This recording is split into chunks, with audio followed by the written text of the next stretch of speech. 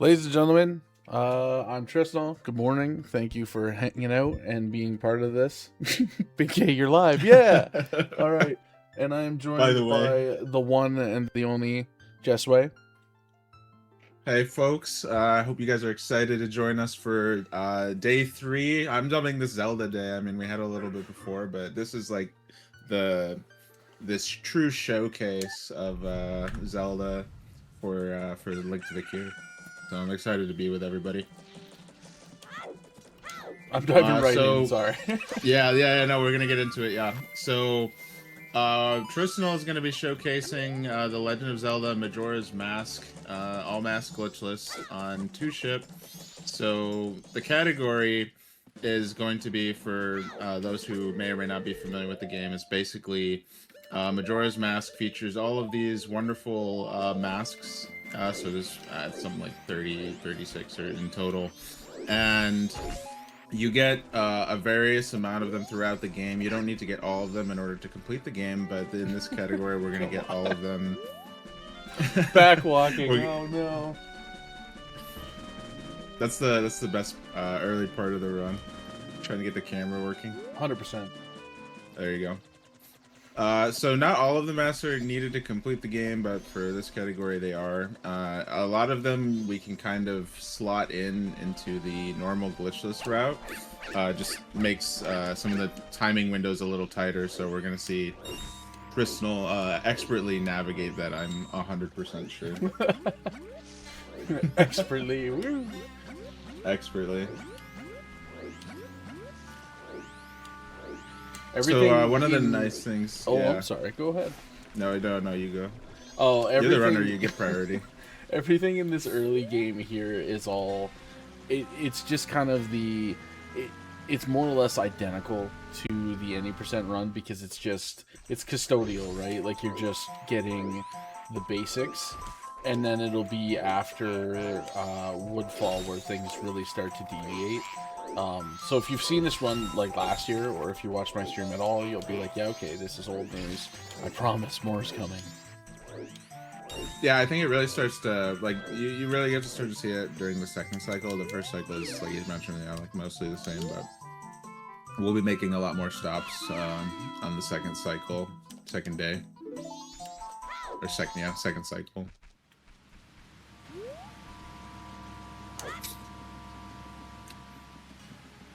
I love these HD textures. I mean, this is a time to gas up 2-ship for sure.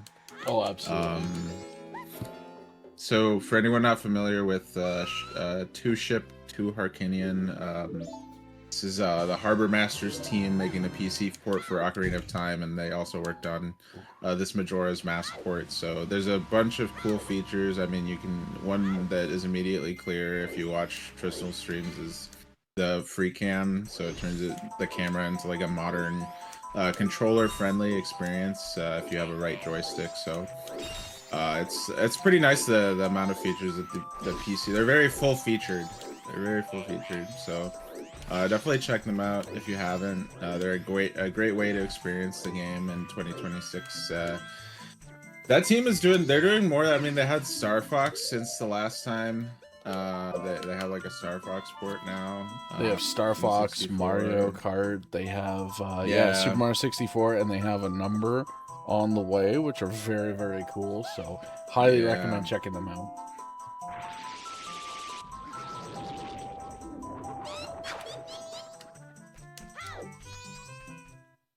Dream. This is. I mean, Majora's Mask is basically just a bad dream for Link. More or less, yeah. Yeah, I mean, not as literal as Link's Awakening, but you could still view it less that way. whales. Definitely less whales. Less fantastical creatures in general. No chain chomps. That is an unfortunate part.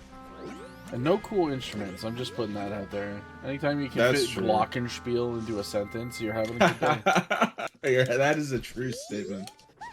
That is a factual statement. So there have been some small changes to the rule set with Glitchless. So because 2-ship is so different as far as features and the things it offers, We keep it separate on the leaderboards from regular Majora's Mask because they are a very specific experience, and so are we. And so we have outlawed a number of techniques. So the Goron bomb jump, which was used in my run last year, that is no longer allowed. And out of bounds, so stuff like the big octo skip, that is no longer allowed either. And it's just to kind of try and find some consistency because the 2-ship version does allow for some other... Oh, that's not what we want. That was a quick comeback. Nailed it. Let's go. The good news is with this community is people are pretty cool about voicing their opinions on whether or not they think rules or changes or anything are shenanigans. Oh, we missed it. Love it. I say we like you guys had control of Link there, like it wasn't entirely my fault. Alright, I believe in this attempt. What am... Not enough coffee this morning, that's what...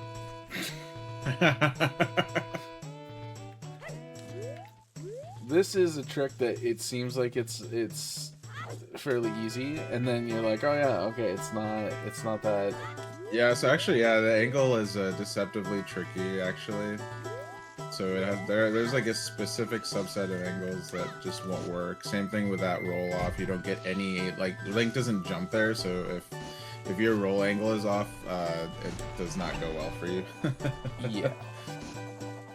Also, if you're bad at the game like me, it doesn't exactly go the way you planned. So the downside is I missed the cycle that I need, so we have to wait. So how's everybody doing? Good morning.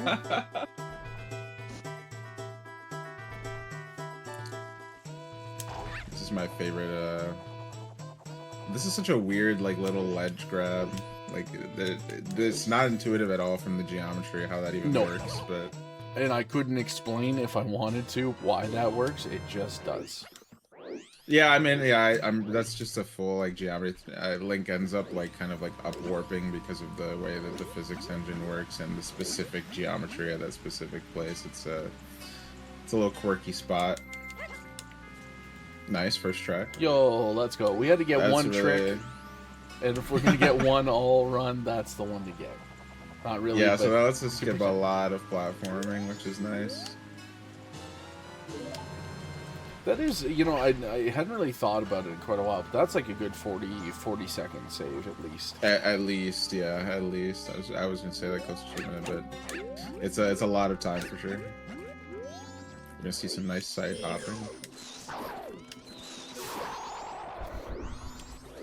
I want to say I've improved since last year. I think we all know that is just not true. Oh. Nice. Early stick. The run is now blessed. We've been blessed by early stick.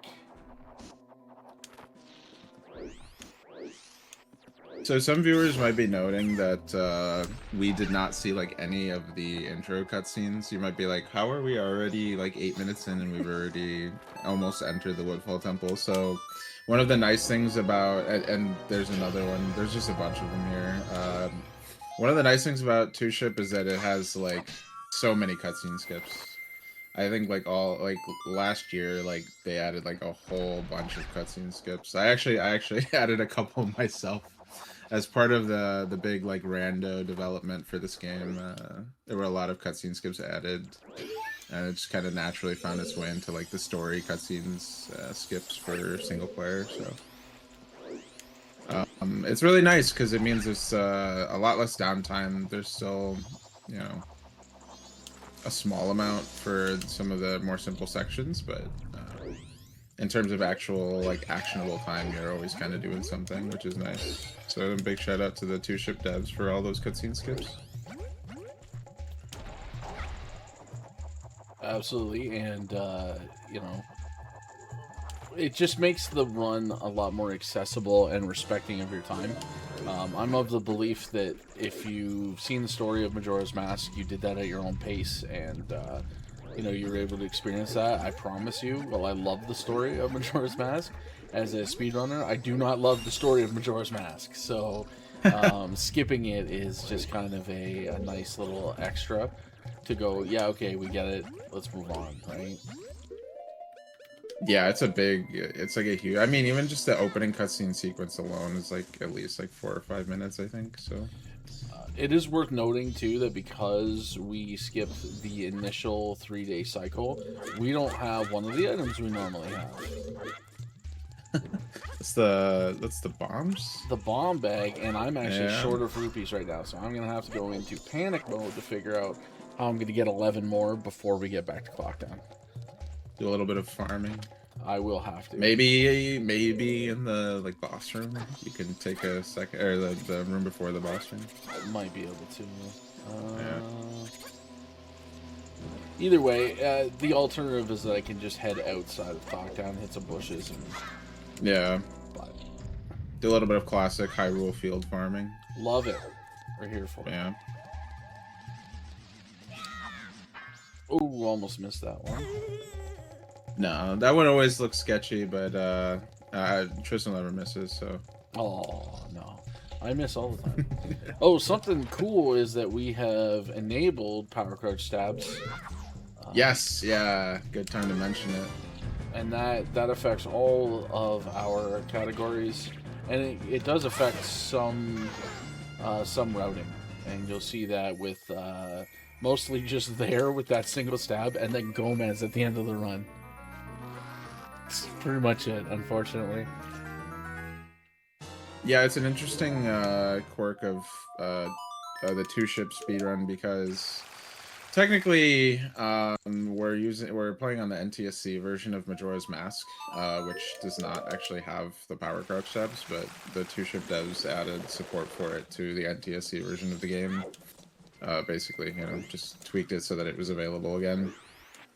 So now we can use it.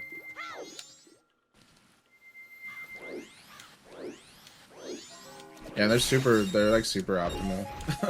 it's a lot of damage. Oh, that was super good. Yeah, that super was good RNG. hey. Oh, that was like very perfect. Let's go. First try. Where I'm from, we call stick it in the landing. Actually, the bomb shop owner has kind of a vibe going on in here. Got the ambient shop music, right? Like out on the speaker. I actually really like like the 3DS version because of all the little details and stuff in the background that they have. Oh yeah, that's true.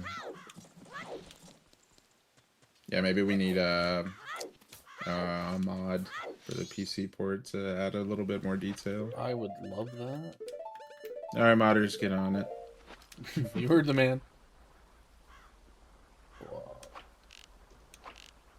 Wow, I can't hit anything today. Look at that, the long snipes. Though. There you go. It's another thing that's in the PC port is like reticle support for the bow. So it's a little bit like weird. Like you can kind of intuit it once you've used it enough, but where it hits is kind of weird sometimes. So it's nice to have the reticle if you need it.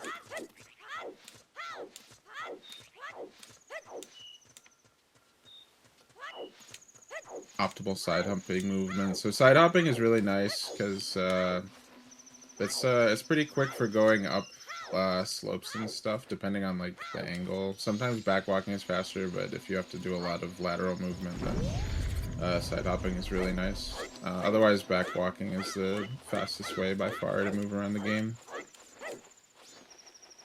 Beautiful, beautiful movement. Link is a real acrobat, actually. He's a flippy dippy boy. No. We're gonna see some. This is a nice long straight that kind of exemplifies how much faster Deku backwalking is. So Deku backwalking, I think it's like something like 9% faster or something like that than Link's like normal, like Child Link's normal backwalking speed. So. It's a small amount, but over the course of a run, it absolutely adds up. Yeah, oh yeah. Plus, it just feels faster, so... It really does. You feel speedy, yeah.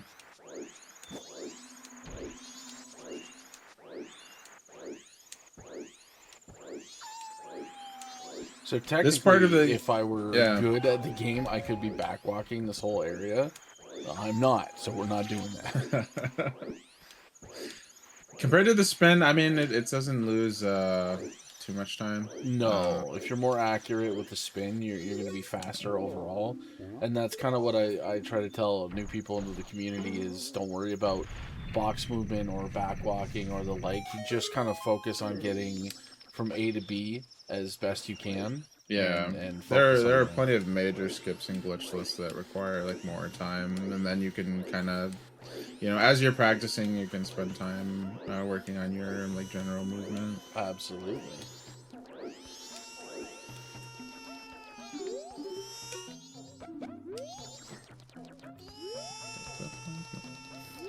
So that conversation, if you haven't played the game, that conversation is required in order to progress with the story. We have to talk to the baby Goron, which is the elders, the Goron elder's son, in order to learn the Goron lullaby and start that quest line. So we got to stop there on our way to getting the Lens of Truth here.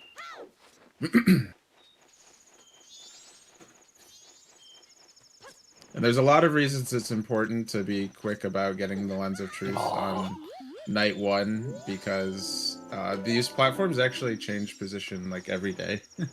So if you miss night 1, the invisible platforms will be in a completely different position the next day. So you'll have to memorize another day of platforms if you don't keep your schedule. I always thought that was kind of a interesting quirk. I didn't even realize that until I started speedrunning, actually. And there's actually a lot of stuff in this game like that, where patterns change based on the day.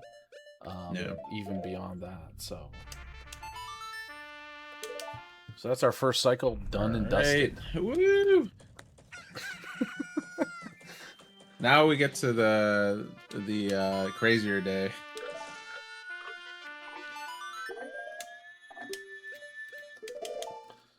Did I hear? I inverted, right? I did. Okay. Gotta you got remind myself. So our goal for day 2 is basically to set a lot of things in motion. Day 2, or sorry, not day 2, cycle 2. We're going to do Oceanside Spider House after we finish defeating Goat and freeing the Gorons. So we're gonna do that, and then we're also going to do the cafe quest on this cycle. So there's a lot of things that are about to happen in order to facilitate this. So it really picks up after the Snowfall Temple, but this will also be it's kind of tight the whole second cycle. So Tristnal's a pro. He's gonna show us how to manage your itinerary like a true professional, like a CEO.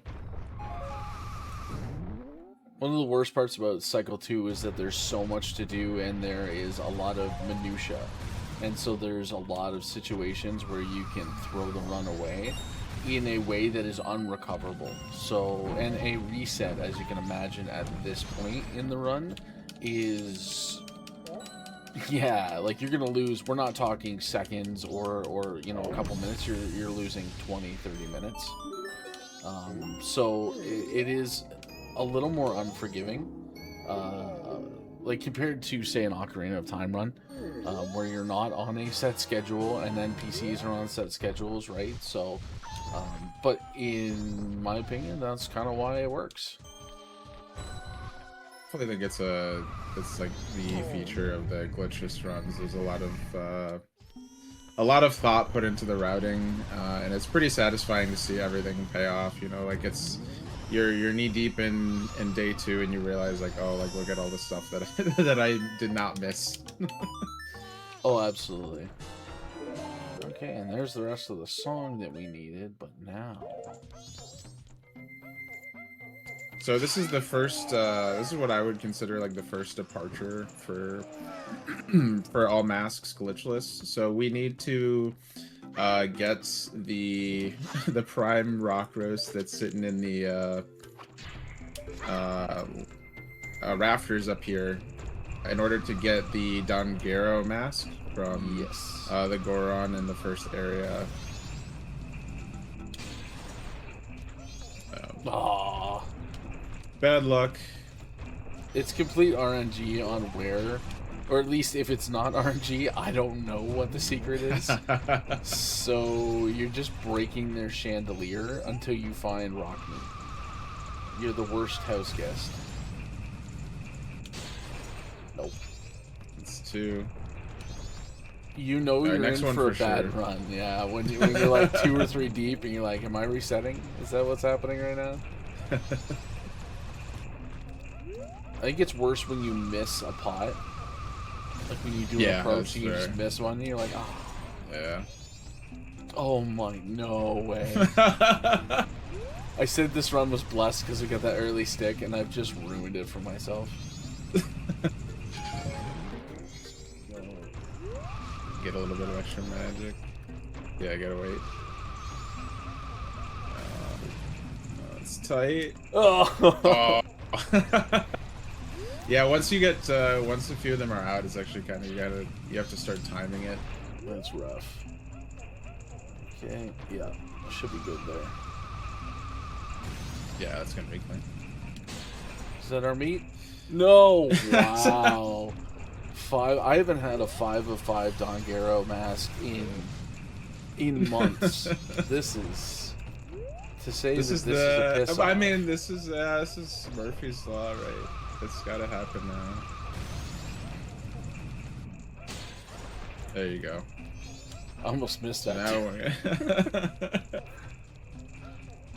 we're gonna take a special delivery here. I mean, this is why you gotta pay your delivery drivers, guys. Make sure you leave tips.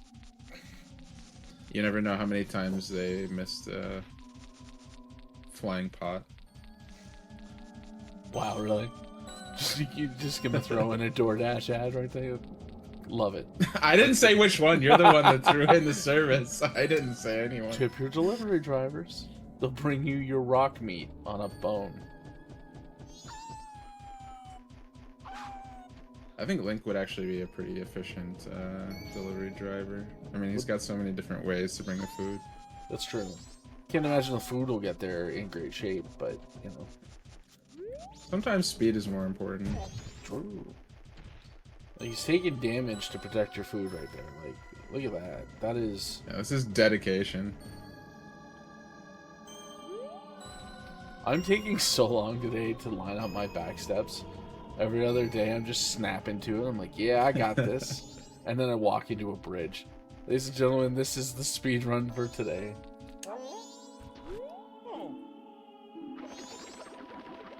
Beautiful rock sirloin. There we go. Actually, he gets on pretty quick. He's a pretty gracious recipient of a gift. And the best part about that Dongero's mask is the only other time we're going to interact with it in the entire game is when we're trading it away at the end. Yeah, a lot of in this run in particular, a lot of the utility from the masks is at the end we need to get the Fierce Deity mask, and the only way to get the Fierce Deity mask is to have gotten every other mask that was available in the game from all of the different side quests and stuff. So we need to get the Dongero mask, even if we don't use it to summon the Frog Choir. Still gotta use it to get the Fierce Deity mask. Oh, that's a crispy wall ride right there.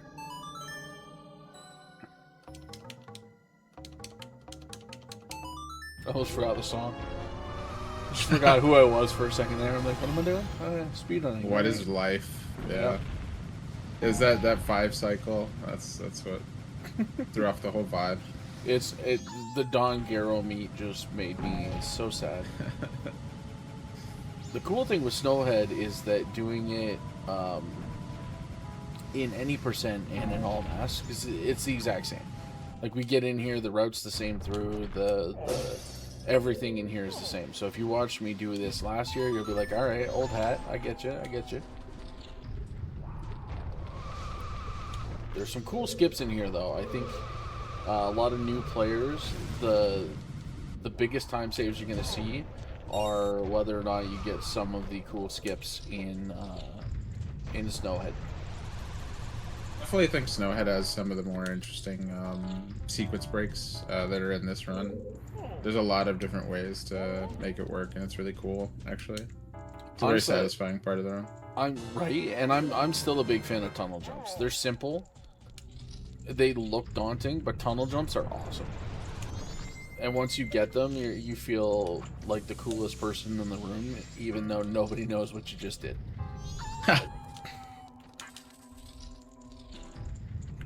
So, I think this area is the first time that it's apparent why we spent time on the first day getting the bow from the Woodfall Temple. There's a lot of reasons to get the bow, but especially in Snowhead, you need the bow for quite a few things. Not least of which is melting ice and getting back up to the second floor after hitting the eye trigger. Oh no. Link wasn't happy with that one. The jump is harder to do than you would think. No, first try. I mean, you got it first try. I was gonna say, and I got a second try after I blew myself up, so yeah. Nailed it. So the cool thing with the cutscene skips is that we skip 1 points. So anybody who's played this game, you'll recall, like, every time you hit one of these switches, the game stops to go, hey, look at the thing that just changed. Isn't that cool? Because we cancel that, we don't have to watch all that shenanigans go down. And so this room, because Goron bomb jumps are banned, we do this room as normal, which is really not that slow of a room. I mean, I'm not stressed about it, but I was gonna say I should have said anything. Let's go. I made it a thing. Because it's a marathon, I'm gonna try one more time. Yeah. Jump is hard. Let's go. Yeah, these jumps are the angles are kind of tricky. Yo, so it's pretty easy to, yeah, there you go. It's pretty easy to overshoot or undershoot each of the jumps, so.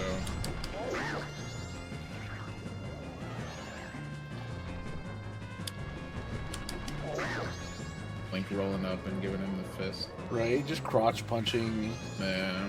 Wizrobe, like, it's just boom. Kind of brutal. Yeah. Link's Goron punches a little bit stronger than the sword attack, so it's good to have. With a power crouch stab, sometimes it's less relevant. It kind of depends on the fight that you're in, if you have time to actually get that active or not. But...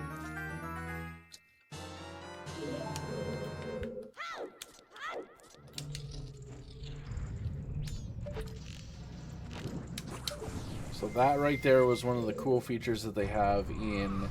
it's actually in 2-ship, but it's also in ship as well, so they've implemented for Ocarina, is the ability to pull out the bow and then just switch arrows on the fly, which was a very welcome thing. It's so nice, honestly. It's just it goes a long way to making the game just feel good to play. You know, like this game is old. I mean, it came out what, like 2001 or something. It's a pretty old, 25 years old. Yeah. So.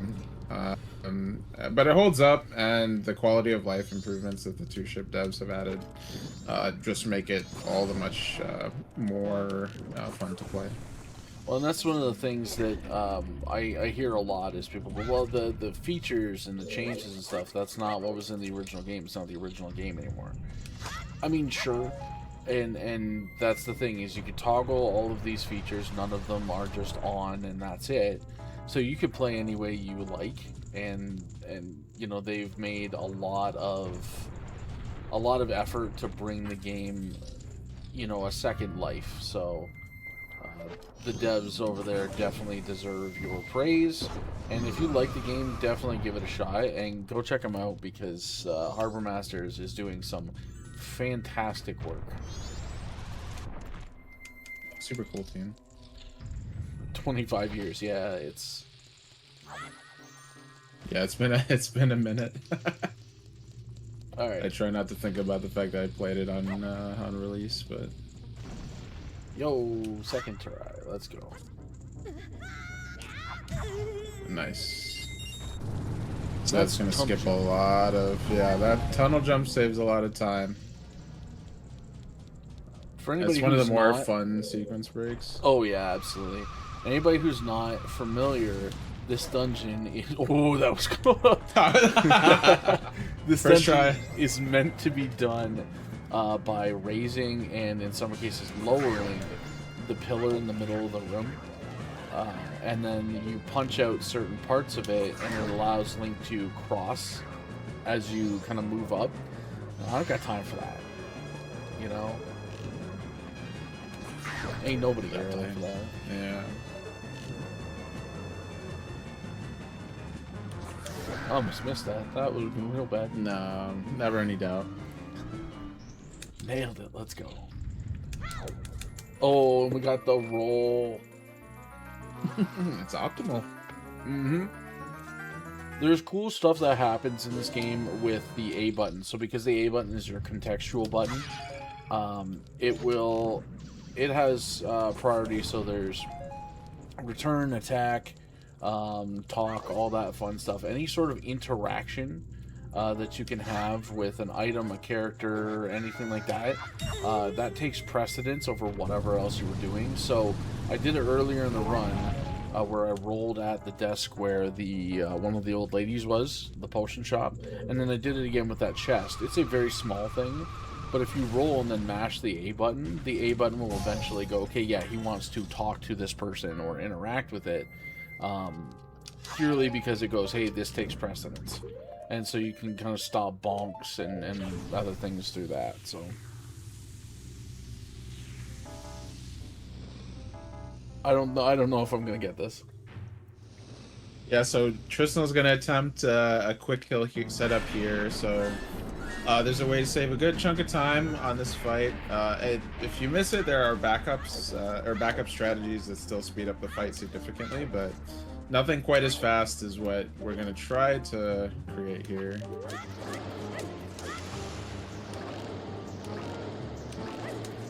It's looking good.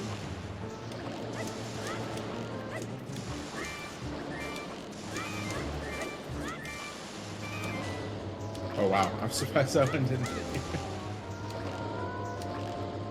So the kind of goal, there we go, perfect.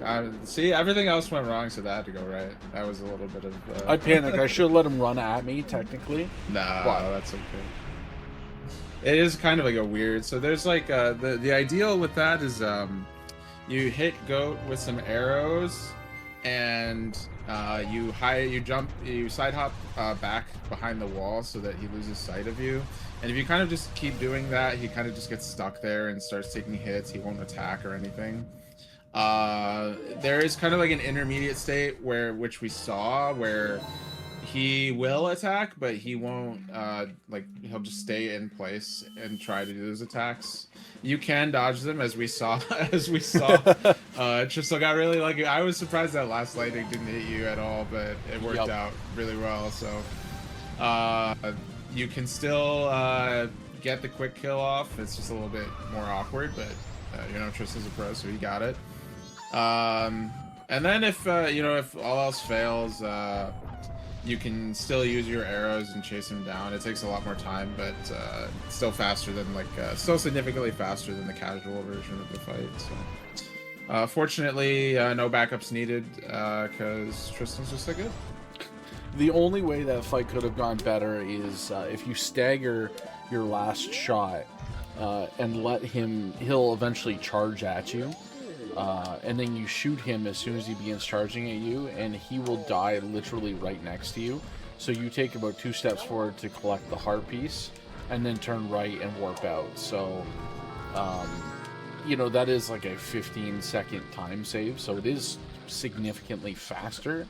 But in the scope of a 3-hour run, I'm really not that concerned. I've wasted more than 15 seconds goofing around already.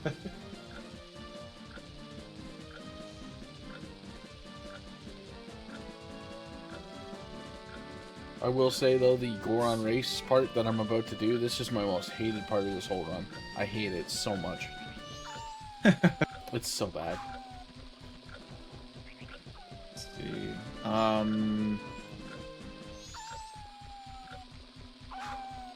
I was just checking that one thing we're thinking about now is there is a... So we, like I mentioned earlier in the cycle, today, or this cycle, we have to do the cafe quests in addition to everything else we're doing, so I'm keeping an eye on the clock. We should have enough time to make it to the end before, you know, that whole interaction with Anju starts, but... I believe we have time. Yeah, we should have time. That being said, Goron race sometimes could be a fickle experience, so we'll see.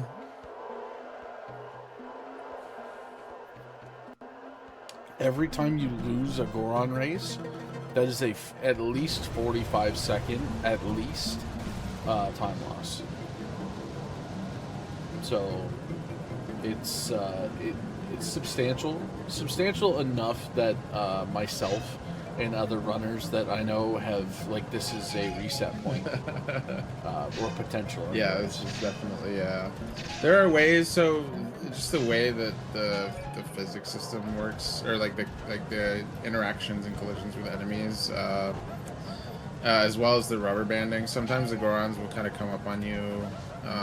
If they hit you at a certain angle, it'll break your roll and send you into a stagger, so you kind of try to avoid that. And also, not being airborne is another thing, because if they hit you while you're airborne, that is way more likely. It doesn't always happen, but it usually happens that you'll get staggered if you get in the air, so avoiding these things is... But this is like the...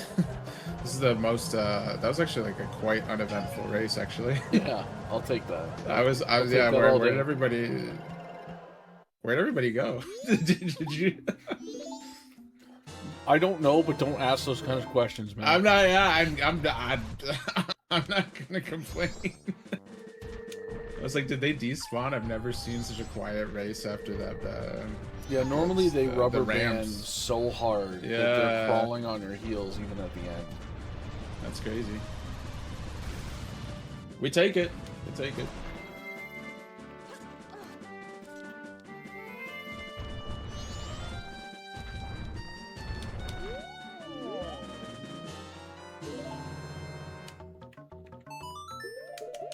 I was mashing the ocarina button so fast, it surprised me when you pulled out the drums. That's funny.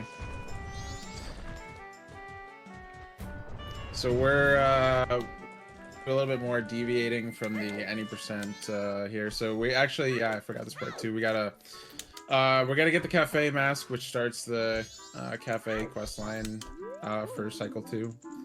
So we're gonna talk over here.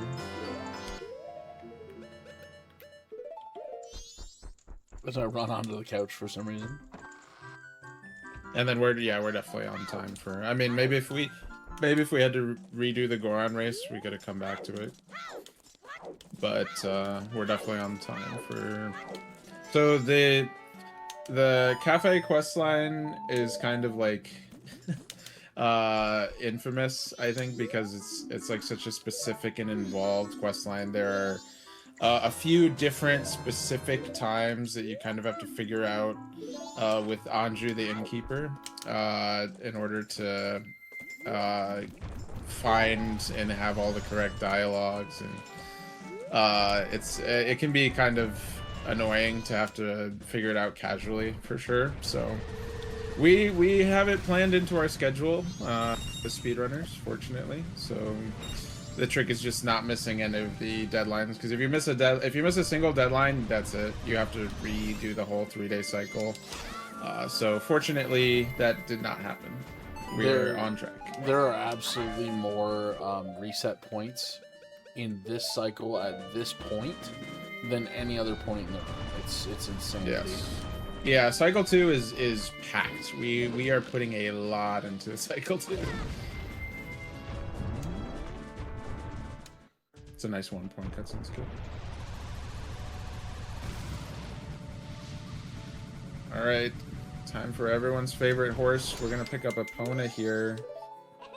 Because I accidentally Goron Spike Maul our small friend.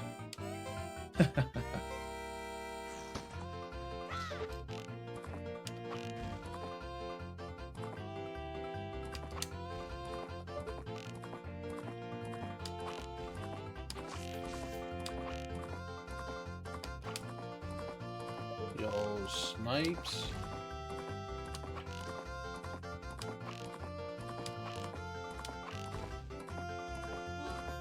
There's a I want to say like ILs for this to see best times. I believe I don't so, remember offhand, but you can actually be like pretty quick about hitting all 10 of these. There's a that was a pretty good route from Tristnal, but you can get a pretty crazy time actually. Don't do what I did. That's the best routing you can get there.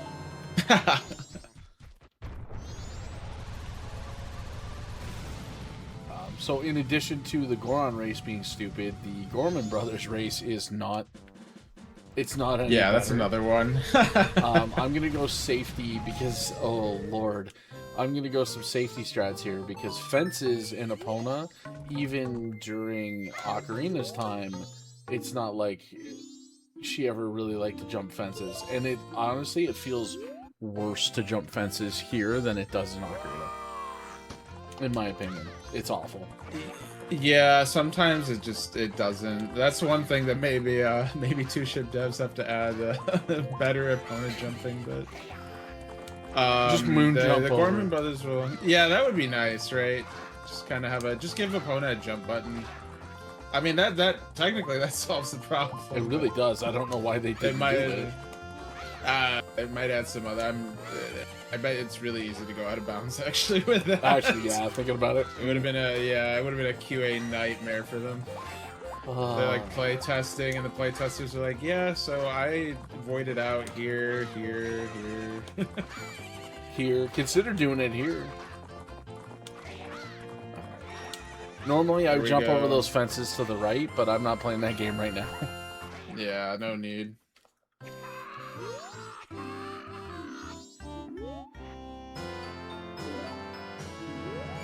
Ah, I didn't get it. Yeah, it could be someone put a feature request on the GitHub. Maybe I'll add it. A jump button for opponent would be awesome. Just to That would be tool around awesome. with for funsies. Yeah.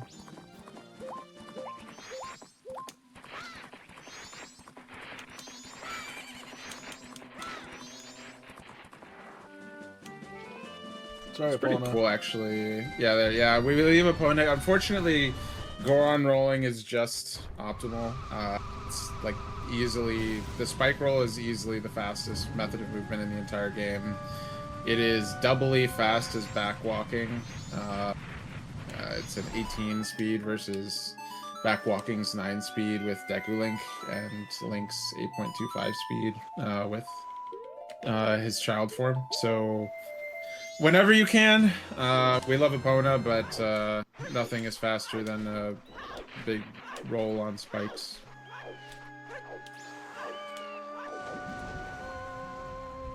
It does give us a chance to showcase all of the cool transformations in the game, though. So can't complain too much. I disagree. I can complain a lot. And I will continue to do so.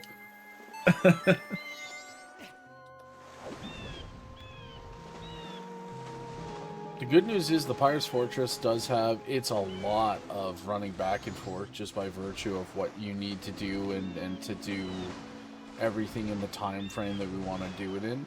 But it has some of the cooler tricks in the game, in my opinion. Just little stuff, but as a speedrunner, when you get those little things, you feel like $1,000,000. And this place just seems to have them all in one convenient location. It is true. I definitely think it's got a lot of nice like micro optimizations that are satisfying to pull off, and they add up to good 100%. time save. Yeah. So like this, if I do this correctly, we beat First the try. cycle. Yeah, let's go. We beat the cycle to open the gate. And there's a lot of places where if you get caught there, They just throw your ass Yeah. Yeah, I don't have to. I don't think I have to explain how getting caught in a stealth section loses time. It's not great. They kick you out, you gotta come all the way back in, repeat the entire thing all over again, so... It's awful. It's definitely good not to get caught. The cool thing is, and again, because of this area and the way they designed it, there are landmarks. So you saw, I swam through the kelp that was kind of dangling there, and that tells me that I'm exactly where I want to be. So you just use landmarks to line yourself up, and that's it. It makes it very, very easy. A little bit of a quick puzzle solving there. The nice thing is you don't have to move the boxes out all the way, so you save a little bit of time by just moving them halfway out, halfway in. There's enough space for Link to maneuver, so you don't have to spend your whole day moving the box. Although it would have been a good showcase. Two-Ship also supports sped up pushing and pulling of boxes, so... That they do.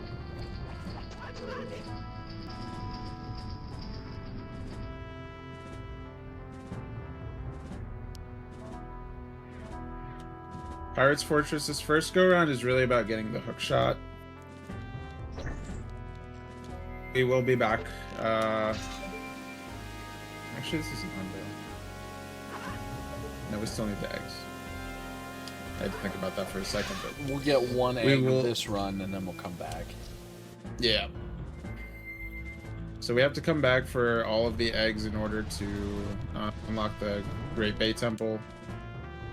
But for now, we just need the hook shot. Fun fact, if you've ever had trouble with this section, you can just shoot the... I mean, there's a few strategies here that you can use. If you don't want to just stealth the guards. Link going... I forgot about the fast... That just startled me for a second. I forgot about the fast ladder movement speed. That's another thing that Two-Ship has. And here, not as necessary in Two-Ship because of the cutscene skips, but there is a setup there for making sure that you don't need to watch the cutscene of the pirates kind of talking about you know, their evil plans. Save some time, but we don't need to worry about it as much with the cutscene skips. Oh. Damn.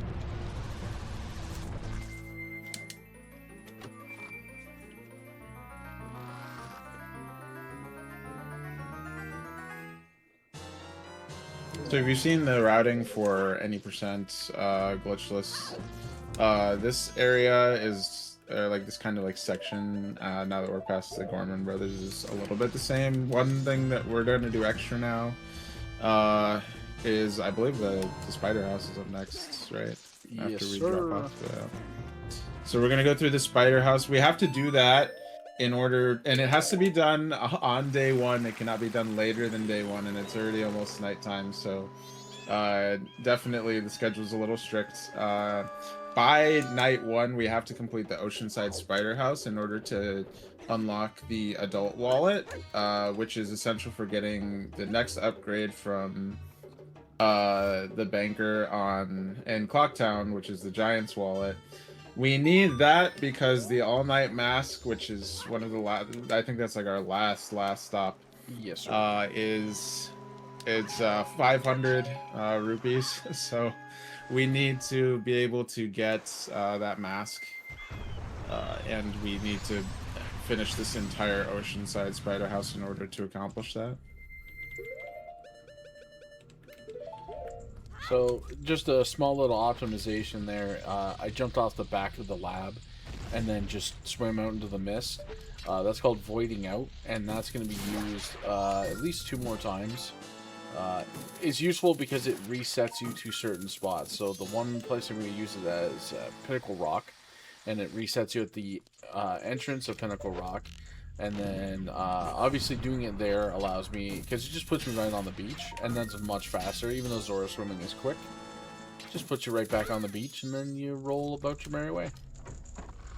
Yeah, I think the Great Bay is definitely the best example of like where avoiding houses is the most useful for the speedrun. A lot of it happens here. 100%. And then we do some in Great Bay Temple as well. Avoiding out is just, it's fun on a bun.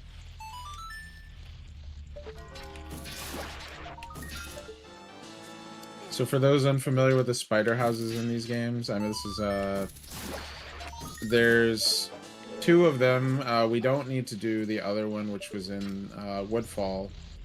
We are only doing the ocean one. So there's 30 little gold Skulltulas kind of hiding about, and our goal is to find them all.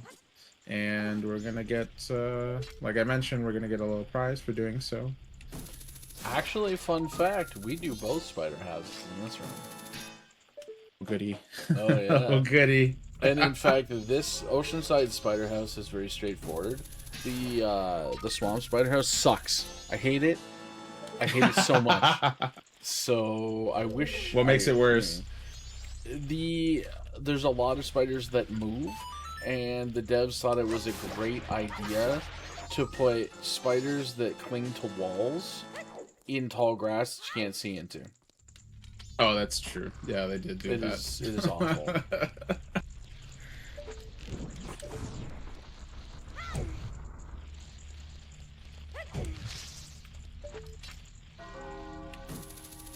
Nice. Oh no. He's crawling about. Get him. There we go. First try. Just flinging my sword. Just I don't care.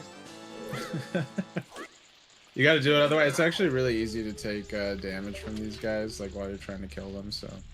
I did a practice run about a week ago, and I was kind of screwing around a little bit, and I died to the spiders in one of the rooms that are coming up, because to try and do that room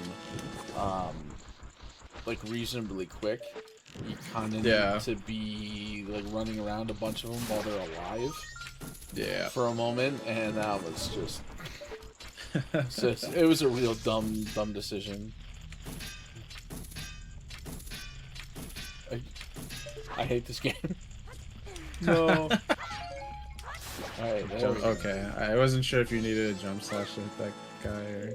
I probably could have. Nah, that was faster, objectively. So. Let's go.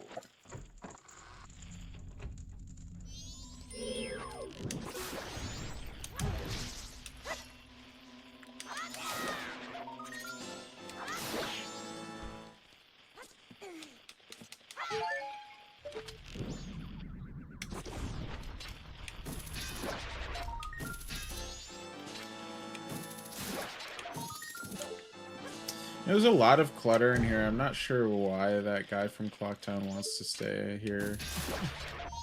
There's a lot of cleaning he's gonna have to do before he can be a really comfortable Doomsday hideout.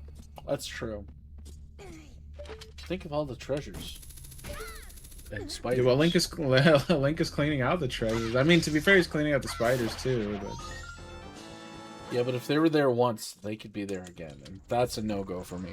That's no bueno, my friend. Yeah, no, I don't know if I could live in a house that was just spiders. Nope. Let's not play that game. Yeah.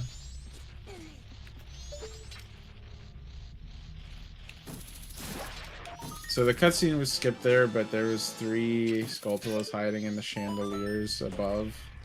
And you have to roll into the table in order to knock them down. It's a little bit hard to see if you've not before. A little bit of optimization with the bombs. It's a nice strat, actually. One more. Oh, bam. No, see, it was a curse. Now there's no more spiders. Now it's okay. Now it's just the stall children. Yeah, I feel like that's your bigger concern. Is there's an infestation of gold-plated spiders, and you're like, oh, that sucks. Call an exterminator. But who are you gonna call when there's a bunch of skeletons sitting around being like, what up?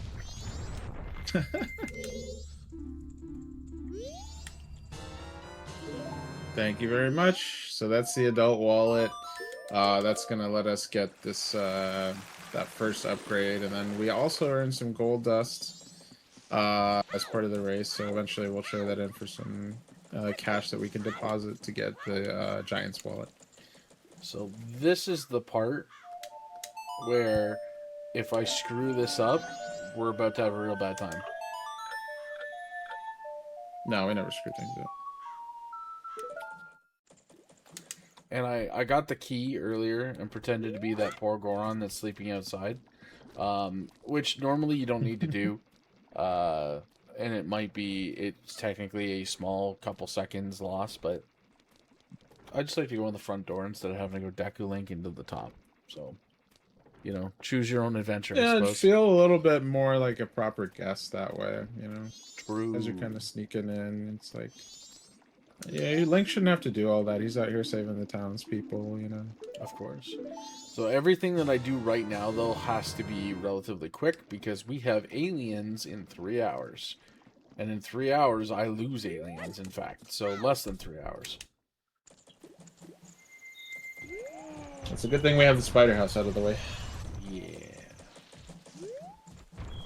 Stupid spider house. Oh, I almost forgot, too. So this letter is deceptive because if you don't mail that letter here, you cannot continue the Cafe and Anju side quest, and I almost forgot to do it. It's in my notes, and I forget to do it so many times. Oh no. It's the beautiful part of this extended side quest. Indeed, and it has to be mailed in that South Clocktown post box, too. Cannot be mailed anywhere else. Oh, really? I didn't know that, as I found out. That's rough. Just awful. So, a quick detour to get the Bremen mask from the, just sitting in the laundry pool. And we're gonna grab our big payout here. We're gonna lose 16 rupees, but, you know, what can you do? Don't have a big enough wallet. No sword upgrade for this, but we're going to get a Fierce Deity mask, so we don't really care.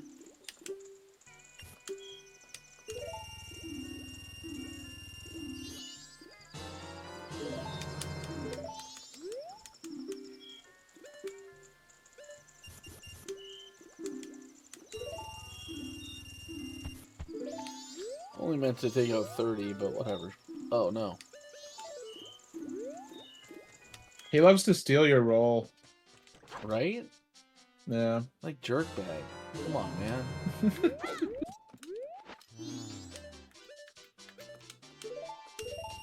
So we're getting some, the other, quest that we got to go through is the, well in Ikana, so... Gotta grab some things to make that happen. A fish from the shop, a red potion to get through. Just a few errands. It's a good thing we have that we got the bottle from the Goron race. And so far we're on schedule. Been doing a good job of keeping your deadlines. Barely. Normally, I would have already moved time forward and started Aliens, just to kind of get things, you know, moving along. But it's a marathon. I don't want to risk it. So they start at 2:30 and they stop at 5:15.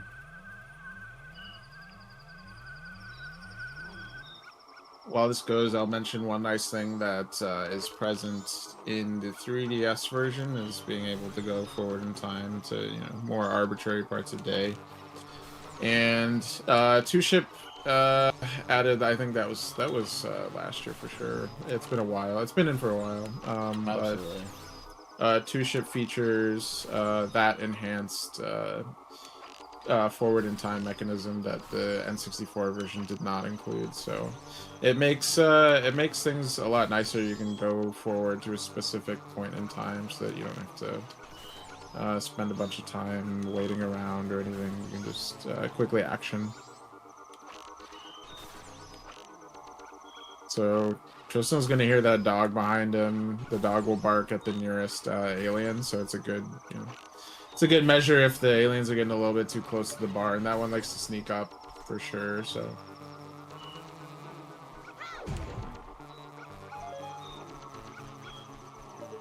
convenient that that one has arrows in it.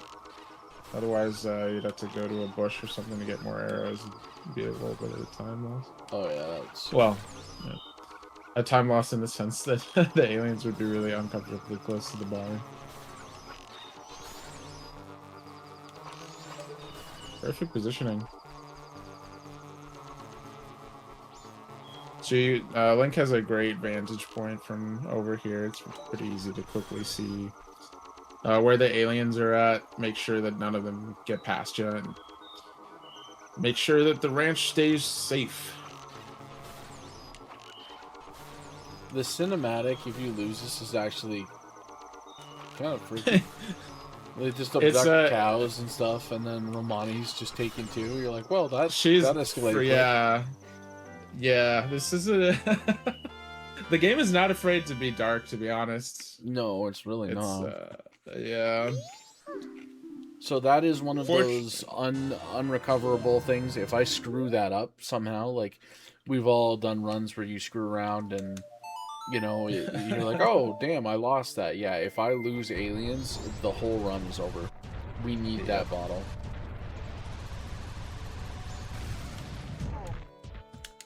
So we're gonna go forward in time, skip like an hour to 6 a.m. so that this area will be open and we can get the bunny hood from the Cuckoo guy. Now, this is a great time to mention one of the other features, and this is a point of disagreement between the two-ship community and kind of the old guys. So we have the ability to put items on the D-pad, which is nothing new. The randomizer scene for Ocarina and Majora have long been doing that, particularly as the D-pad is not used in these games. So obviously we have that because I have my Ocarina and my transformation masks on my D-pad. But the bunny hood is so amazingly useful because it allows you longer jumps, more speed, all that fun stuff, right? But that requires it to be it takes up a slot, an item slot. Well, we have a setting called persistent bunny ears, and once we get these bunny ears, we're going to toggle them on, and I'm only going to take them off one time in this run. One of the many fun features of two-ship. Yeah, this is a really nice one. What is funny about them is the ears stay on even when you are in Goron mode. In any of your transformations, you get them goofy bunny ears on, and it's fantastic. Beautiful. Oh, not what I wanted to do.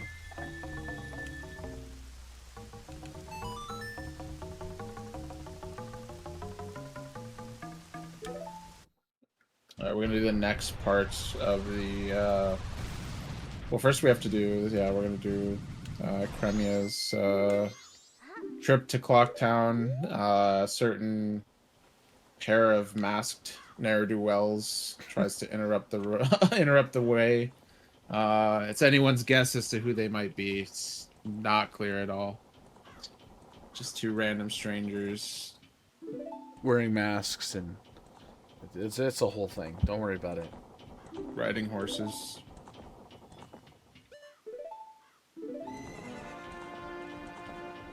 And right on cue. So this section, we're basically just gonna hit the masked assailants with a bunch of arrows through their whoops. I've never heard anyone make those whoop sounds before. I don't know. Or maybe I have, I don't know. This sounds kind of familiar, but I don't know who these guys are. So. You heard the man. Next time you guys go to the gym, or you're playing a sport, or you're just doing something where you want to, you know, cheer or give a war cry of some sort, just whoa!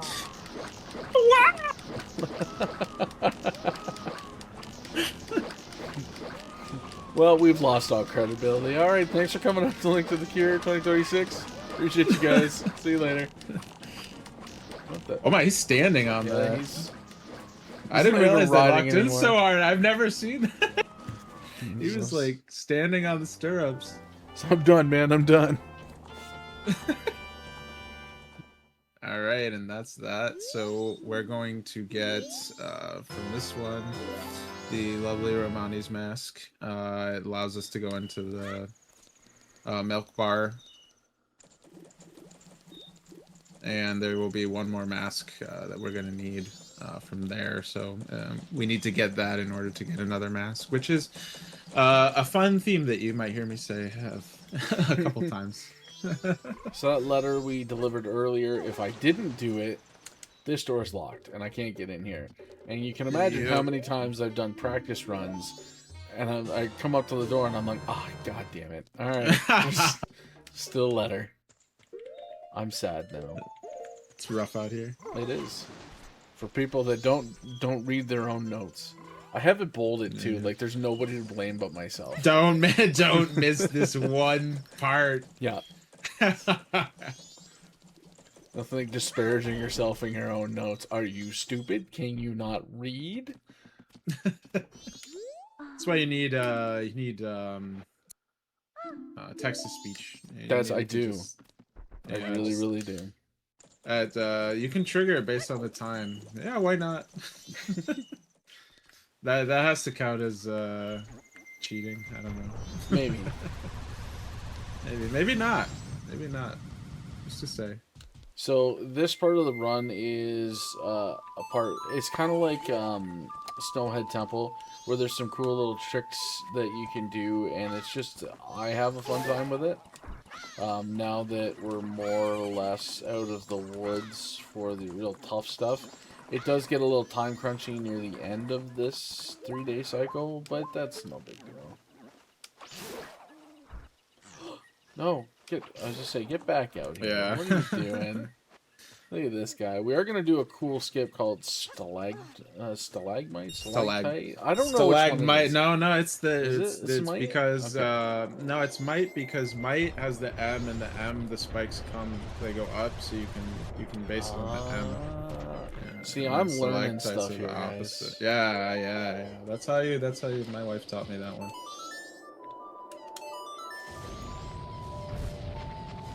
No. So there's a way to do that where you can essentially drop that bomb and have it explode and stop him from running away. We are going to do this though.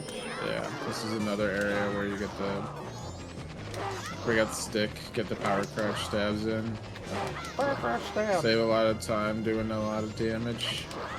Normally we would used to be we would Goron just with like the Goron, yeah. Goron Link, like I mentioned earlier in the run, the punch is real powerful. So I think, can you make that jump with just the bunny hood? You can, yeah. It's a little bit, just slightly faster. I know what you mean. Yeah. I think without the bunny hood though, I think you can make it if you climb up onto the edge. Yeah. But if you just try and run and jump, Link will just plummet. You'll be like, oh, okay, I guess that's what we're doing, eh?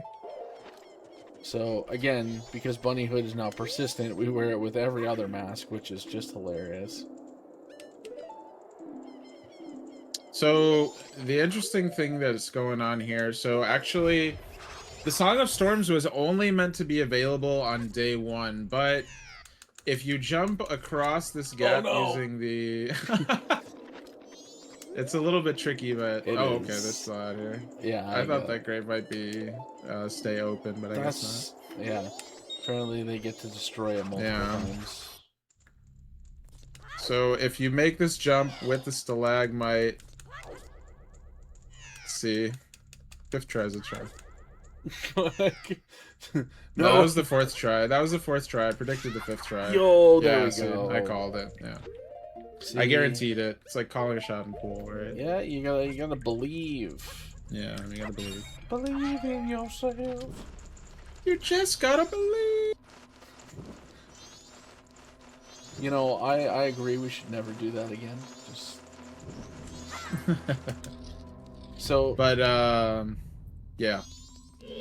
This part can get a little bit dicey because you're one shot from dead. You Yeah, use not Goron. having a lot of health here is a little rough. Yeah, and Goron mode does help this quite a bit. If you use a certain order of actions, and I can do it sometimes. I'm not really that great, so why chance it in a marathon, and we'll just reshoot.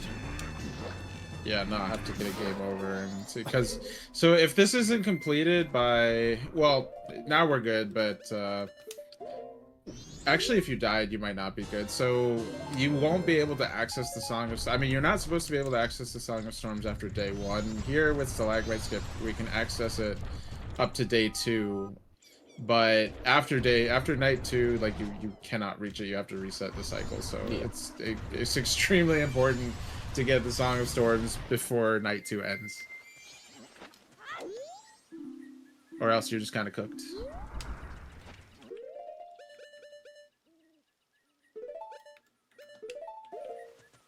Alright. Oh, this is a great opportunity to grab the Stone Mask. I almost missed him, but I think that's because he's unfortunately too missable. Oh, But we saved him. nailed it. There we go. And now we've saved him, and now he just stands here,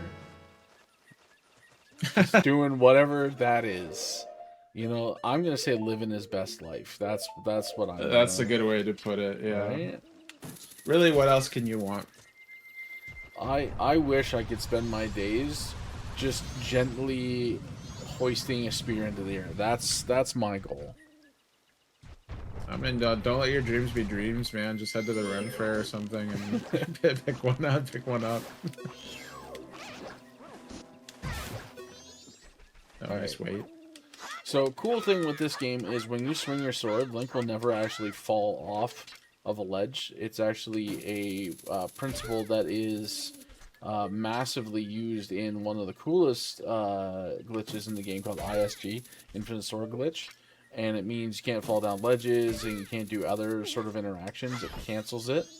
And so I just use that to get right up to the edge so I can skip what would be the need for ice arrows.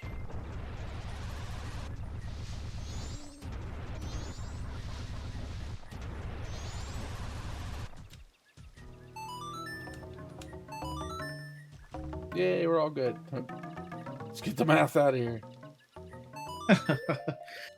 So we've cleansed the Kana Canyon from the poisonous water and all that. Or not that, but that's this area. So you had me looking at the poisonous water, but all the bad mojo is gone from the Kana Canyon. Outside of the Stone Tower, which is definitely not looking so good still, but we'll get there. We'll get there. I shook my fist. You guys couldn't tell, but I went old man mode. Oh, whoops. In the meantime, we're gonna run back Woodfall. We have the bow already. We have the hook shot, so we can traverse this area like really, really quick, actually. So helps our run back be a little bit faster. It's amazing how little of Woodfall we actually do not do, just in general, right? Like we only touch on a couple rooms and then it's like, all right, well, we're done, see you later, bye, peace, nerds. Yeah, there's a reason that we come back to it, because it's just like it's so fast to do with all of the extra items and equipment that you get when you have already made some story progress. This guy makes a lot of weird sounds. I hate him so much. Oh, nice. Okay. That was frame perfect. Yeah. Yeah. If you. So this is a way of kind of like quickly dispatch. Yeah, that was so fast. Nice. That was pretty good. First try. Woo! It's almost like I know what I'm doing. Yeah, if you drop a bomb close enough to the turtle's head, that the gecko will count itself as mounted before, like when it's close enough to the turtle, but before it's actually jumped on, and so you get essentially what happened there, which he gets launched backwards, and I get the phase to shoot him all over again. But the downside is if you miss that, the turtle flips over, and then it's a time loss. So it was a risk it biscuit moment. For sure.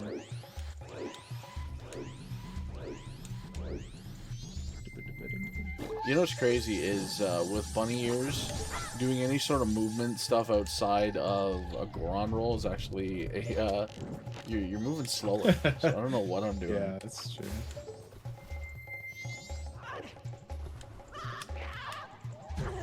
Nice flip. Flip a dip. So we're able to hook shot from this platform. Doesn't look like it, but sometimes the reticle lies, so there's like a sweet spot where the reticle isn't exactly right. But now we're gonna defeat the boss of Woodfall Temple, the wooden masked guardian of Valhalla. Get a lot of damage from the spin attack because he kind of just gets stuck there. Oh, come on. He's being a real jerk. Yeah, usually the idea is it's you want to stun him with the arrow so that you can kind of get in there and do your spin attack. Yeah, that was quick.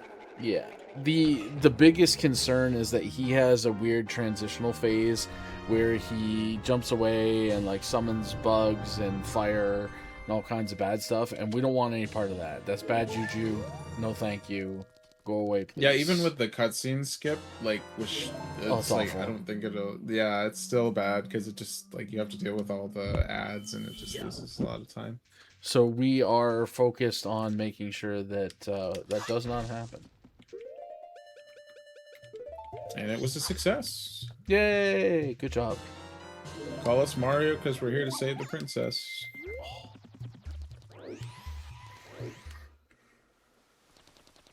It's kind of weird that she fits in the bottle. But, Yeah, that was whatever. I had I had a friend who did their first playthrough of Majora's Mask, and they like it took them forever to clear this area, not because they couldn't beat Woodfall Temple, but because they literally could not comprehend that the princess would fit in a bottle, and so they didn't know to put her in the bottle. I can't say I blame him. You know, it's it's extremely unintuitive. Like, oh, okay, yeah, let's just bring the princess in a bottle. Like, don't get me wrong. She says if you talk to her, she'll say she's like, "Do you have anything, like a bottle?" Yeah. But even then, you know, what do you want me to do? How would you fit in a bottle? What? Questions we don't ask. Yo, we got the good cycle. Let's go. Let's go. And sneakinsy. There we go. Able to get the beans. The beans. We do use one of the other thing that the two ship devs put in is there's the trade sequence which is coming up, and the 3DS version had in my opinion, a better version where it only required one of each item, and so instead of 5 beans to get through the well, we only need 1. So we grab our 1 and we go about our merry way. Yeah, it kind of it cuts down on routing a little bit, but also it also cuts out the extremely like tedious routing from like a really tedious section of the game. So trade-offs.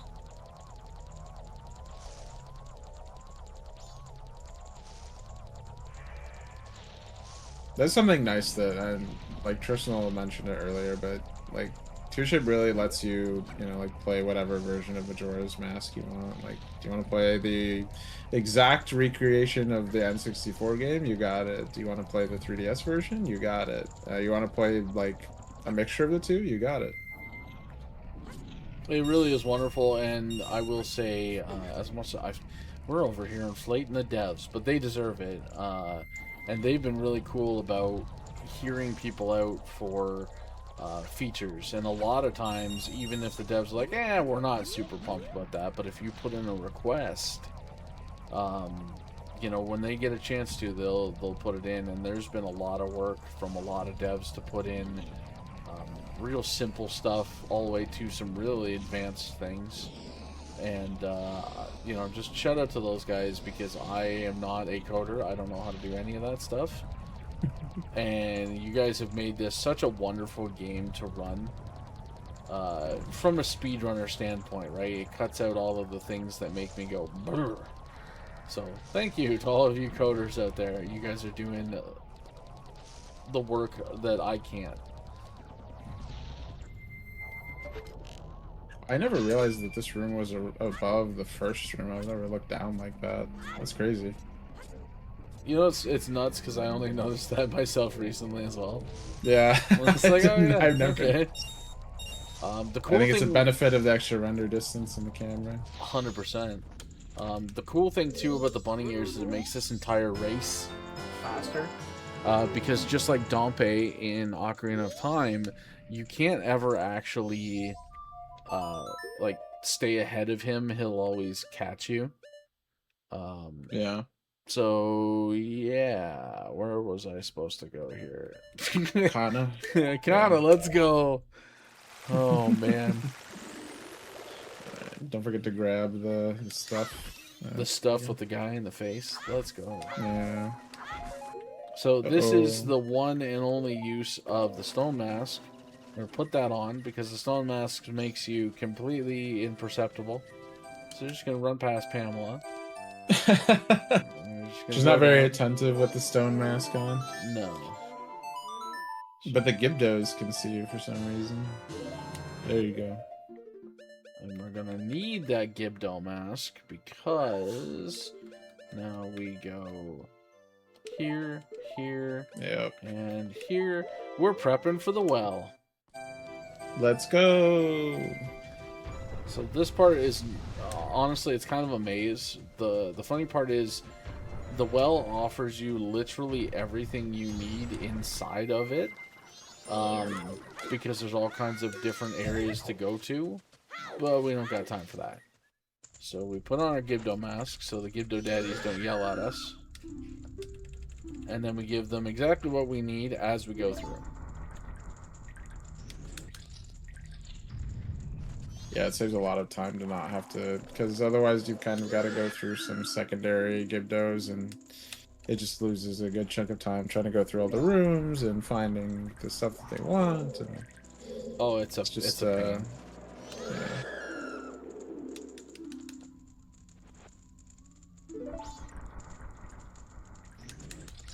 Yeah. Okay. Oh, okay. And we are going to use some cool stuff here. These menus in order to change our loadout. It just saves a pause menu. You're talking minuscule kind of optimizations, but that's the name of the game, friends. That's what speedrunning is all about. So these pose are vulnerable for just a split second when they appear. Juke me. Oh, that sucks.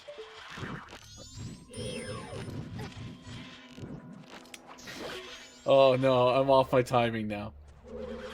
Yeah, no. When they first appear, they're vulnerable for a split second. If the arrow goes through them, you shot too early. If the arrow clangs off them, it means you shot too late. And technically, you can just catch them as they appear each time. It's much faster. Or you can do what I did and really, really screw it up. Highly recommend that one. That one's fun.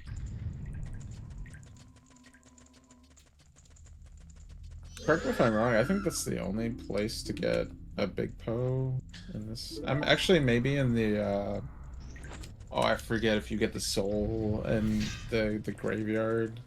I forget. I think the graveyard does allow for the soul. I think there's one or two other places to get it, but this is the it's the only like convenient one. 100%, yeah. And that's exactly why we make the detour to grab it down here, because we needs it. The precious. Oh, A bunny head makes this convenient.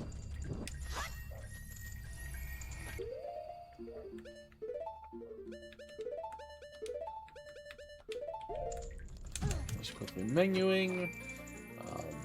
So I do run a couple of mods. One of them is obviously the graphic overall. The other one is there's a better mirror shield, as in I like Better mirror shield. I like the mirror shield that looks like it's from Link's Awakening or Link to the Past instead Link of to the the one Past. that looks like it's screaming at you from this game for whatever reason.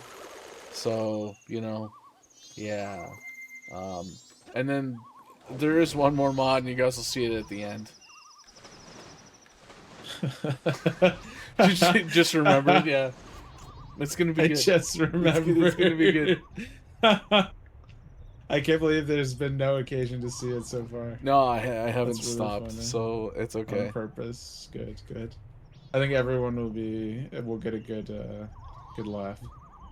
I'll stop and slow down enough to make sure we see it. Yeah.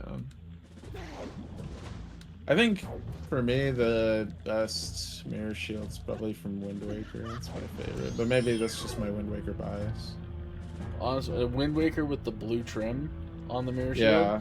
That is the. It's pretty clean. Oh yeah, 100%. Hard agree. All right, so we made the cycle again, which is great. And this time we're here for the eggs. One egg.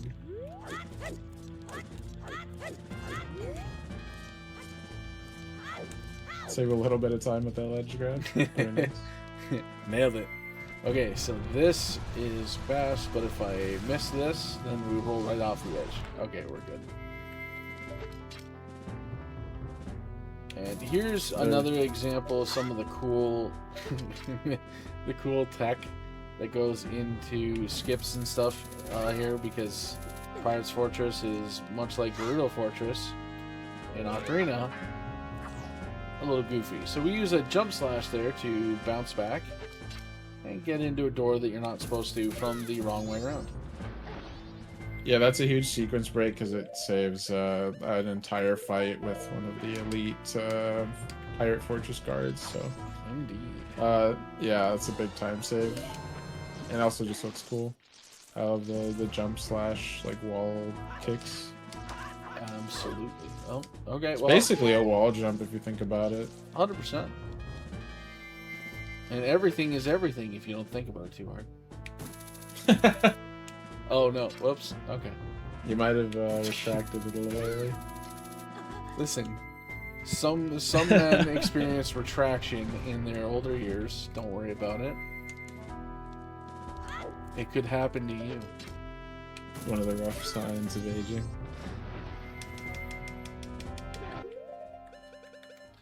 One of the things that I thought was really going to suck about learning this game, and kind of the same thing with Ocarina of Time, is there's a lot more menu and item management than you think. But then you kind of realize that like your items are always going to be the same layout, the same items are needed at the same portion of the game, and it kind of becomes muscle memory to a certain extent. And it's just kind of, oh, this section is going to have these items out, and it's actually a lot smoother than you'd think. So. And now we get to fight the guards. The best part about this fight is literally just target and then spam your sword. That's it. That is the most efficient. That is the top speedrunner strat for that room. Don't do anything else. Just target and spam.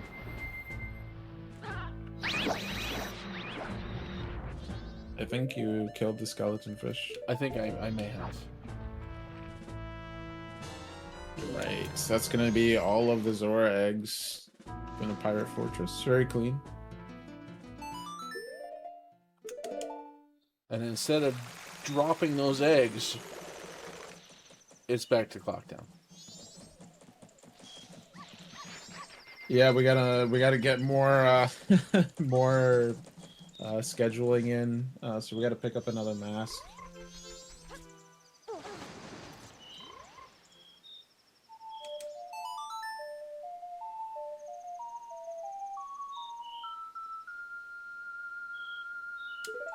Trying to give myself as much time as possible there. There you go. I didn't realize you could grab this this late. Usually I grab it in the morning, but I've never done it as part of a speedrun or not. So Yeah, it's a little bit of it's risky because you have 1 in-game hour. yeah, If you're gonna wait to grab it this late, you have to wait till 6 p.m. And then Sakon goes to his hideout at 7. So you gotta hustle. yeah, you gotta hustle. So we're gonna stop really quick to give the priority mail to the postman so that we can get the postman's hat, which is technically a mask.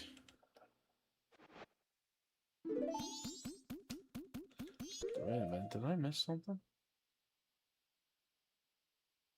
What are you missing?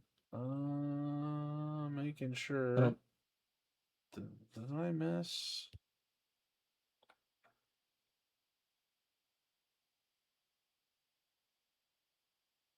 No, I did not. Okay, sorry. Yeah, I was gonna say I think you're good. As I say, this is the downside. This is the marathon nerves. There's so much that goes into all of this. It gets you sometimes, and you're on such a strict schedule.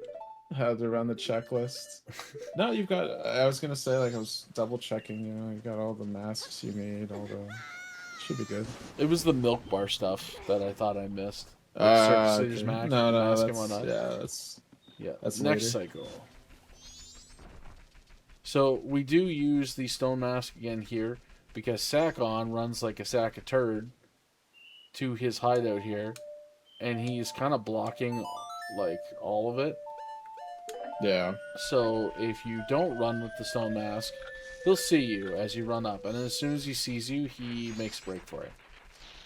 So I didn't actually realize you could use this stone mask to avoid it. I wish I thought of that. Yeah, if you I'm get learning here, things. there you go. If you get here well in advance and you're already behind the stone, you're fine. But because of how late in the cycle we show up, we're here super late. It's a requirement, basically. Yeah. Isn't it so convenient that we already got it? Oh, it works out great. It's like we planned it this way. It's almost like we planned it. This whole section just annoys me. It's at least it's a little quick. So the whole idea with this quest line is that the Skull Kid turned Cafe, who is the child you see in front of us, into a child. He was originally not a child, and he's meant to be engaged to Anju, and they're supposed to have a nice romantic ceremony and everything, and it's kind of interrupted when he gets turned into a child, and so he goes on this quest to get their mask, their sun mask, so that they can exchange their masks on the night of the festival. It's very romantic, actually, but it's a big pain in the butt for Link. Being a matchmaker is no small feat. Except anybody who's anybody knows that Anju is a pain in the ass, and I'm on Team Crimea.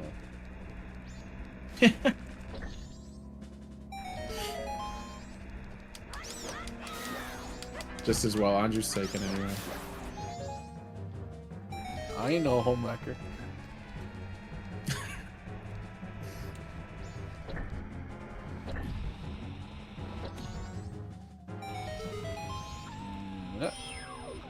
Oh, come on.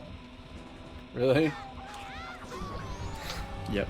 That was awkward. That was a little sus. Collision with the friggin' pot. Well, at least we're definitely good. Yeah. So one of the dumb things with this is it was like 7 o'clock when we went in here. The moon is now falling. That took us all night, apparently. Yeah. You kind of like randomly like wake up and it's like you finish the mission. It's like it was 7 o'clock a minute ago, and now it's like, oh, it's actually really late. Uh-oh. Yeah. Stinky. So we're gonna go and we're gonna deposit some eggs, and we still have 3 eggs left to get. So we're gonna get 3 eggs, the New Wave Bossa Nova, and 2 masks before we go back in time. Saddle up, nerds. It's about to get real. You don't need to. You don't invert either, right? I don't do what? You don't like slow down time either. So I used to invert here, but I realized that I could play fast enough that I only really want to invert between 1 minute 30 and a minute, so that way I don't miss the postman. The postman will run away with his mask, and you got to talk to him before he runs away at 1 minute left. So okay, just for faster, you know, so I don't have to speed things up later on or anything. Yeah. So this is let's see let's see. I want to see this pinnacle rock. So for Pinnacle Rock, you're supposed to save a seahorse by getting a picture of pirates for the camera guy who stole the kidnapped the seahorse. He real creepy connotation too, right? It's I don't really. I don't like. I don't like the. No, it's a little creepy. So I mean, we saved the seahorse at least. But since the route is the same every day and for every file, it never changes. It's a fixed path, so we can just do it without the seahorse, unfortunately, for the seahorse. So we're gonna do that. And we're gonna try to defeat these eels and get all of the Zora eggs in here. So there's another 3 here. And well, it's pretty quick, but there's no room for running out of magic or anything. No, and unfortunately I am low-ish on magic, so I'll grab some at the bottom just to be safe, because I don't want to play that game. Oh yeah, now I definitely need some. Yeah, I was gonna.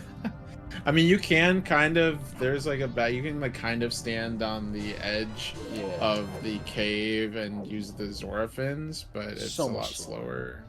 Yeah, there's a fellow that used to run this category, and he helped.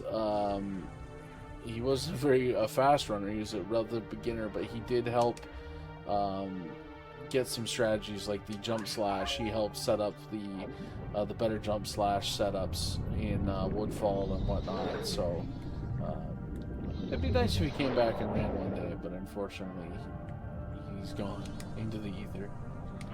One of the other things too is the strategies of just using the magic barrier to damage there is a lot faster. I used to use the stupid boomerang arms, and it's so slow.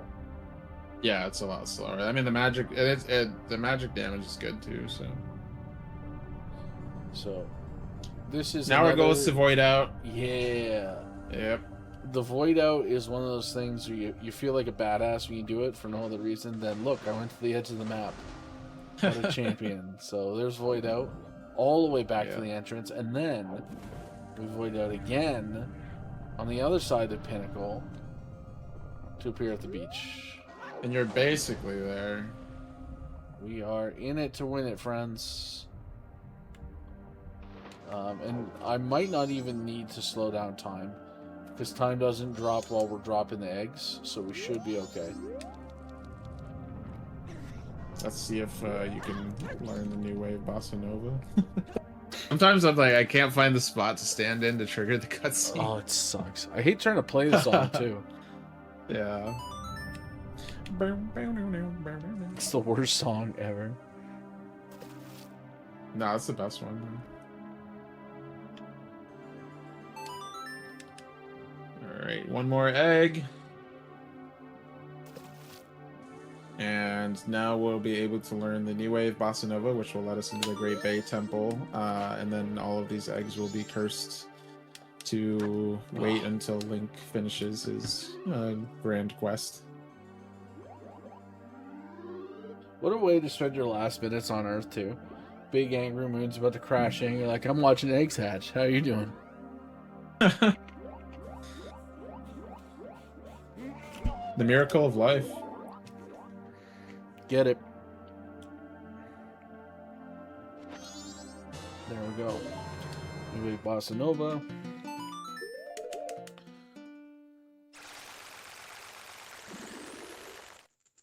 And the best part is I did not have to even slow down time.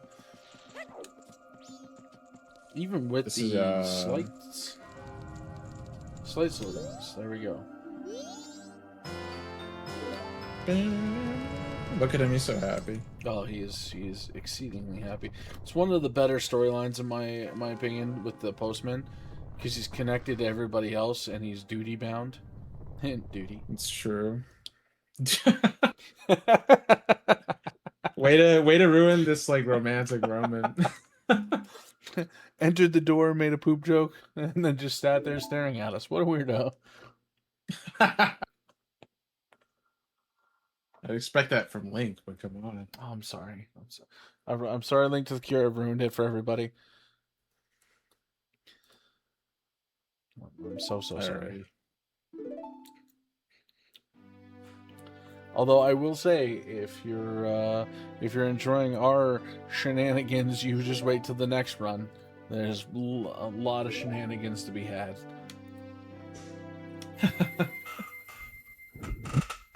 All right. And in my notes, big bold, invert time. I hope I remember to invert time.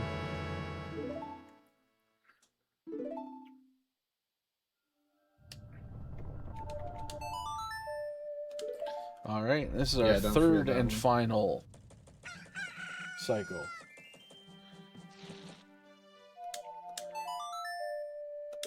Let's go. I can't believe we made it.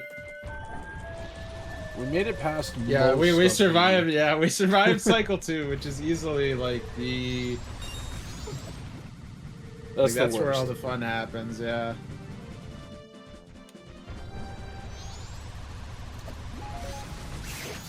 So this is the other fun thing that Tristnal mentioned. So we're gonna go into the Swamp Spider house now. It's a little bit faster since we've got the ability, the Goron roll. We can just kind of kill the Octorok with the Zorfins and just roll all the way to the Spider house while taking damage. But you know, no biggie. Link's a tough guy.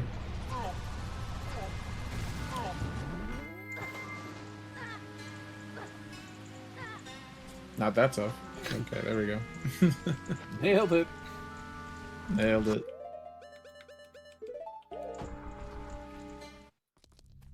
So we do have to go in here because from here we get a mask.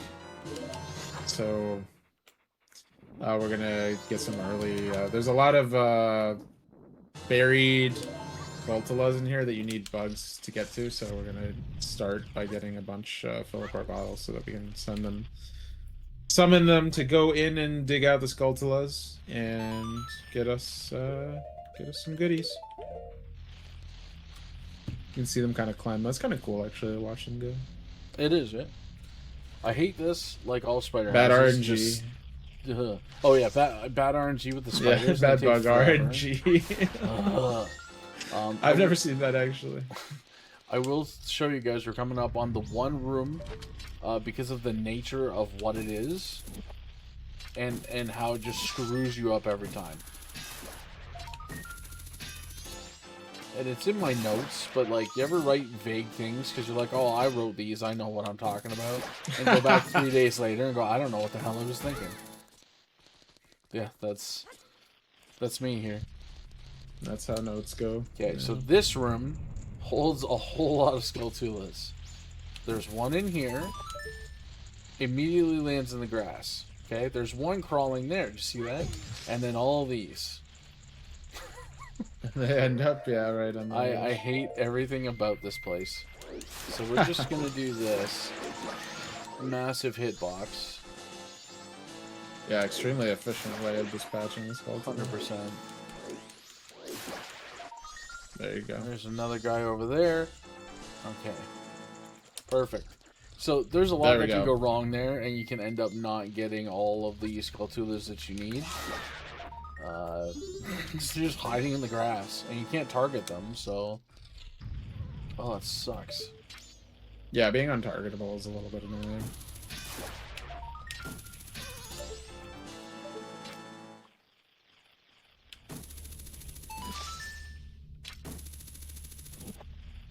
So it'll be that one. If I could aim. If I could aim that time. Alright, let's go. So we do want to collect some rupees now. Because rupees become a little bit important. And it just, you know, it's less we gotta collect later. Yeah, so this is the cycle we need to farm rupees for the all-night mask, right? So we need a lot of rupees, so actually routing them in is a key part of this third cycle. You'll see some spots. Yeah.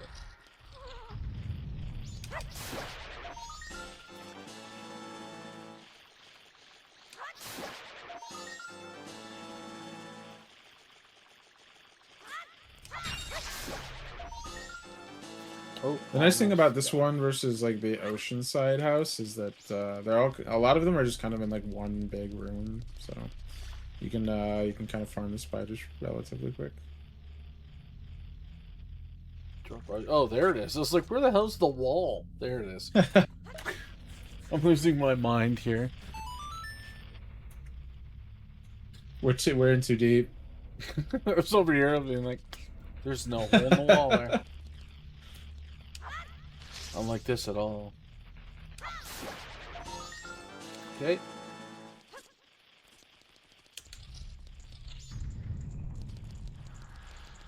One, two.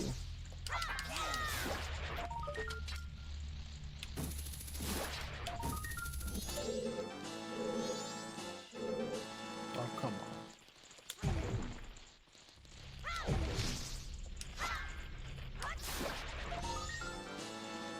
Two left in this room, and then the last three in the main room, and we are out of here.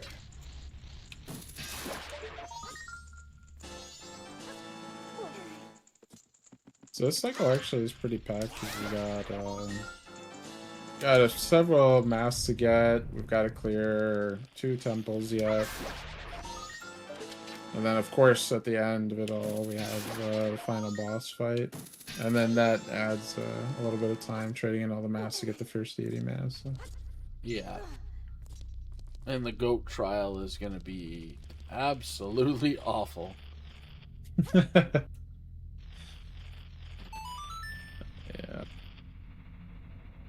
What do you mean? That's my favorite. I know. You've watched me run before, and I believe made fun of me, and rightfully so. No, I mean, I definitely, every time I try to do that casually, it takes me like a year, so.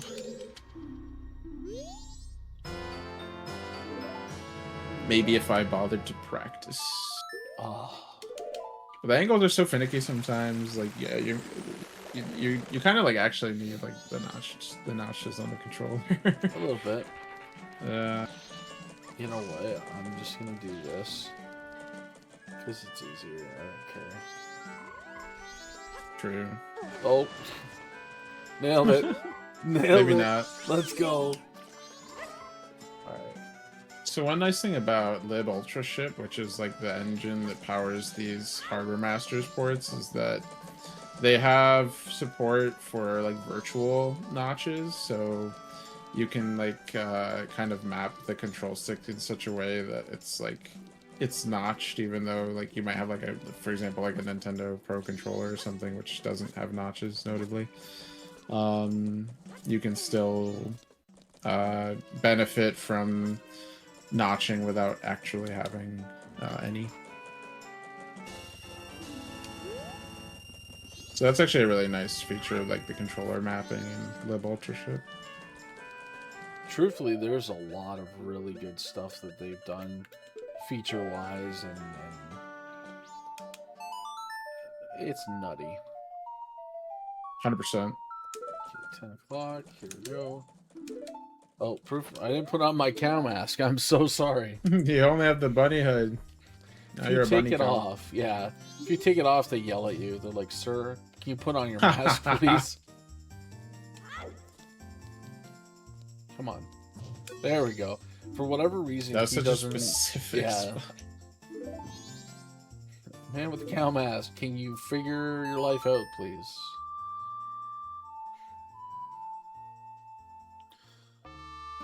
So, there's 3 masks that we get here that are rapid fire. There's the Kamaro mask, the Blast mask, and the Great Fairy mask, and you can do all of them in any order. However, Blast mask requires an event that happens at 12:30 in the morning. And if you're not in that screen when the event starts at midnight, when she starts moving through, she won't be there anymore. So you can actually brick the entire run, and I've done it a number of times by like leaving the screen, being like, "Oh, I'm gonna go and quickly grab the Great Fairy mask." No, you won't. No, you will not. So, yeah, it's just one of those things where you're like, "Yeah, you gotta plan out a little bit here." That's true. We're stopping by the cheaper keg from the bomb shop. So we need to blow open a roof. Yeah, this is required for the area before the Stone Tower Temple, where we're going to learn the song that allows us to spawn statues. And is required for clearing the Stone Tower Temple. The Elegy of Emptiness.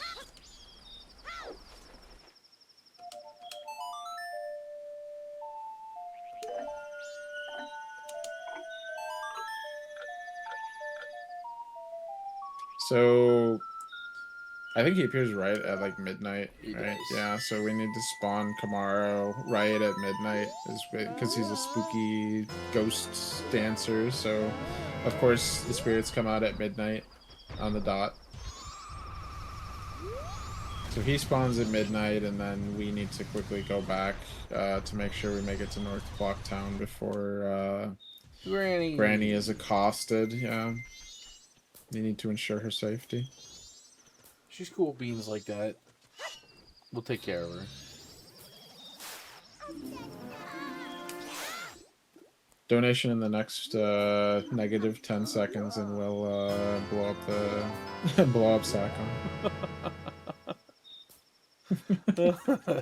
I shouldn't laugh at that. Anyways, that's such a niche. If you haven't seen it, so actually, if you shoot Sakon while he's carrying the bomb bag with an arrow, he will just explode and completely like despawn for the rest of the cycle. Like, he's just gone. You can't do the cafe quest because he never goes to the hideout. You don't see him hanging out in Akana Canyon. He never turns in anything to the shop. Like, he just disappears for the rest of the cycle. It's kind of eerie in a way. A little bit, little more. Another dark, yeah. And and Granny's just like, oh, that's rough. Crime doesn't pay, kids. Oops.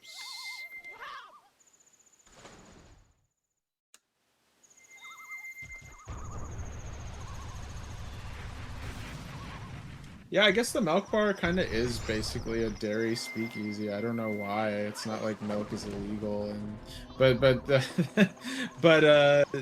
the troop leader implies that the milk is getting him a little he's getting a little deep on the milk. So maybe they've got only spiked milk in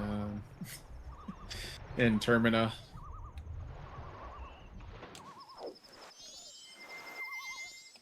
I guess the kids don't really drink milk over there. Classic kids. I'm sure the bombers can find a way to get some, you know, they're an organized group. They could get a illicit operation going for regular milk. I would hope so. You know, they feel like they're one step off of being a criminal organization. Yeah. More like vigilantes, I think. I can see that. They seem like they're dedicated to good, so they'll just roam around and... Yeah. Like, we're not waiting for the police. We're gonna hang you here. You're like, uh-oh. Imagine getting your ass kicked by a bunch of little kids. I mean, you know, I'm sure there are people who have lost the fetch or like the search mini game at the beginning a couple times. So. Right. Actually, if you start at night, it's not that forgiving.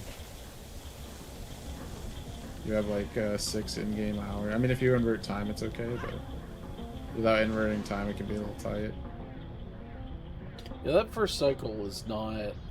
It's not as easy as people want to believe it is. Or at least it's not as intuitive. Like, obviously, for anybody who knows the game and you're a speedrunner, you're like, oh yeah, no, I've got that. I've done that a million times. I know what's capable of being done in that opening 3-day cycle, and then everybody else is freaking out, and I'm like, no, that moon looks like it's gonna eat my babies. Yeah. I get it. A lot of people, that's kind of the biggest thing I hear about this game, is it makes people uncomfortable, the schedule. That there's things you can miss, and it's constantly a time thing. I'm like, well, that's life. What did you think was gonna happen? That's I'm late for an That's appointment. how life the moon is. crashes. Oh no.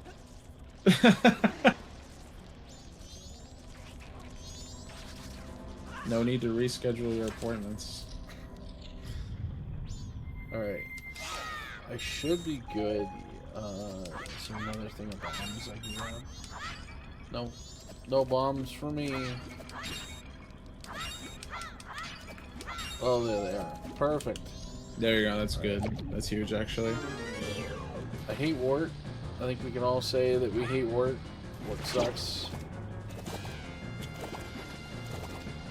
Yeah, the eyeballs definitely take a lot of time to kind of deal with effectively, but showcasing the strategies.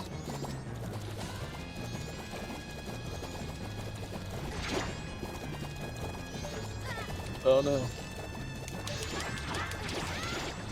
He kind of cornered you. Yeah, this is why I grab fairies, because I hate wart and everything to do with wart. Oh, we got lucky. That was a nice yeah. I'll take that. So you can throw the bomb there as like the eye is open, and that'll save it over time. Oh, nice, we got him. Okay. So there is a trick to this, is if you stick around the corner, he'll bounce into the corners eventually. Oh. And you can spin slash. Okay, I really don't want to take the death here if I can avoid it. Heart. There's one. There's 2. Let's go. There we go. You get a hit. And another hit. There we go. Beautiful.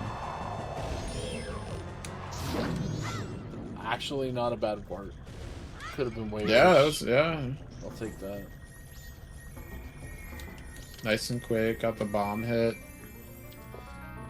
Let's go. You love to see it. We do. I'll take that. That's a win. That's a win and a half. So the ice arrow is going to let us finish out this dungeon here. There's a little bit of...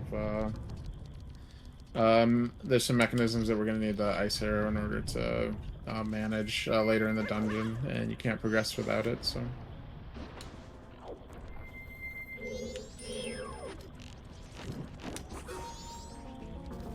Another showcase of the hot swapping of the arrow tips. It's so smooth. I love it. Yeah.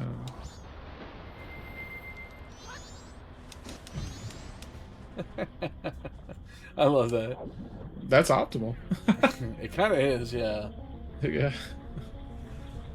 Ooh, nice. There we go. And I wonder if I'll be able to get it. Here's hoping for... No. Ah, I released too soon. So there's a way that you can bounce off of that wall, and it causes Zorlink to propel himself up,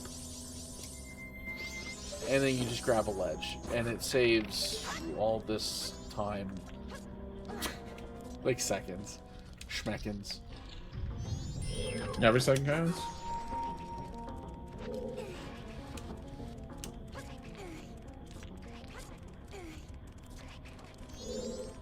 So getting the ice arrow quick is definitely real helpful because it allows us to... Actually, I just realized that's a downside of having the 1-point cutscenes off, is you took damage there. Yeah. Usually you can like power through the cutscene without damage. And that would stink if you died. Yeah, that is something that you do have to get used to, is no 1-point cutscenes and whatnot. So there are times like you need to be moving Yeah. to be optimal, and then there are times where you don't get the invincibility. Yeah. And that's a pain in the keister. Adds a little bit of strategy back from all of the things that get skipped.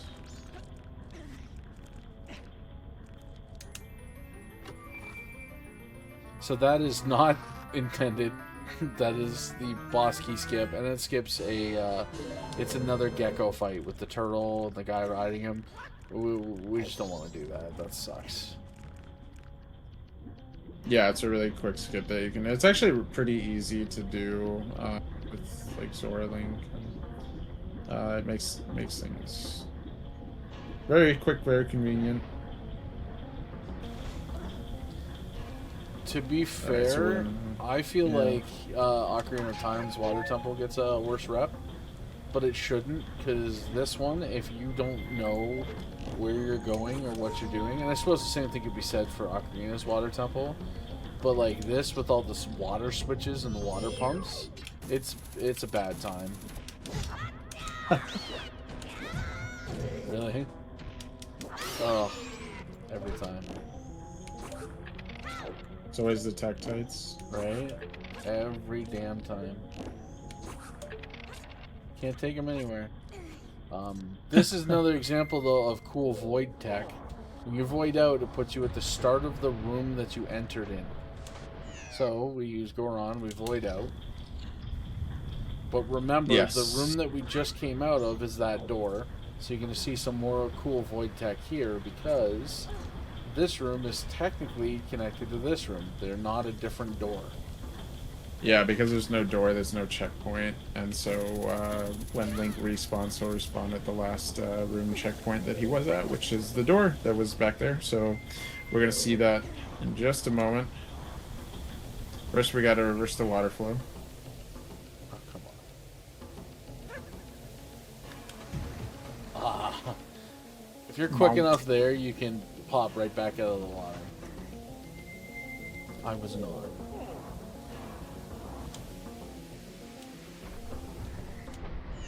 So with that done, the water will be flowing the opposite way. This allows us to access some of the rooms that were not previously accessible based on the flow of the water. So you'll see there's some rooms that we can go into now that we couldn't before, and vice versa. So this is gonna let us do some progress through the dungeon that we couldn't otherwise. Oh. Don't take water mines to the face, folks.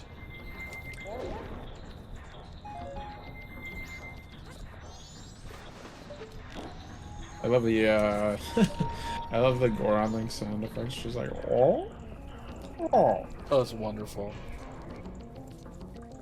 This game has a lot of iconic sounds. I think the soundtrack is remarkable as well. 100%.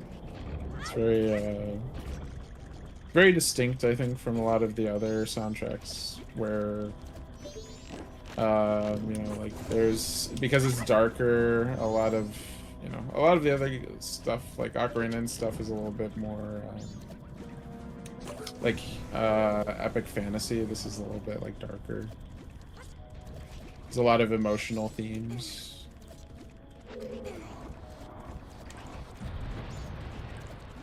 Yeah, they didn't hold back when they were like, how deep do we want to go here? Yeah. No kidding. So this is a little bit risky because we're going to walk across this. Nah, first try every time. Let's go. That just saves more time having to screw around with those stupid friggin' seesaws. So. Yes.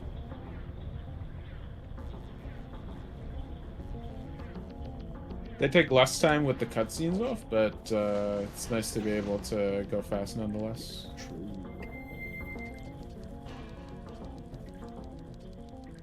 So Alright, we're at the boss room, yeah. George, as I call him, is a dick, and I hate him. and he's the worst. And a lot of his fight, a lot of his fight comes down to RNG, because it will wrest control of the camera from you and leave you sitting in the water against him with no real opportunity to run away, and that is very dangerous.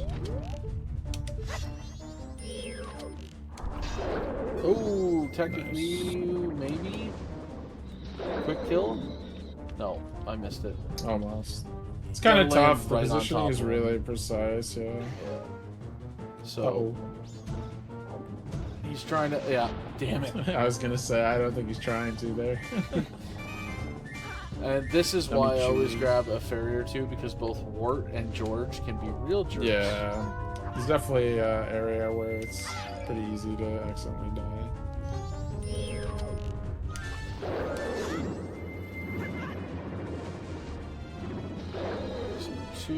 In one more hit, you'll see why George is a little bit unfair.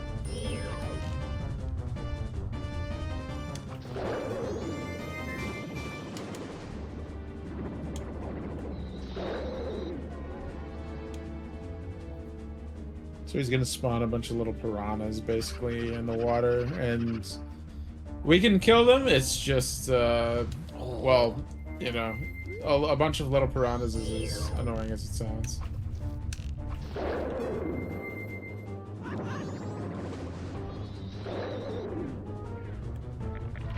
Oh, and that's the worst thing that could have happened. Lots of hearts though. Yeah, I'll take that. George's only one hit away from dead, so we did manage to get it without. Yeah, without much ado. Yeah. Very nice. Look, Ma, I did it! Yay! Might be time to unfortunately flush Georg down the toilet.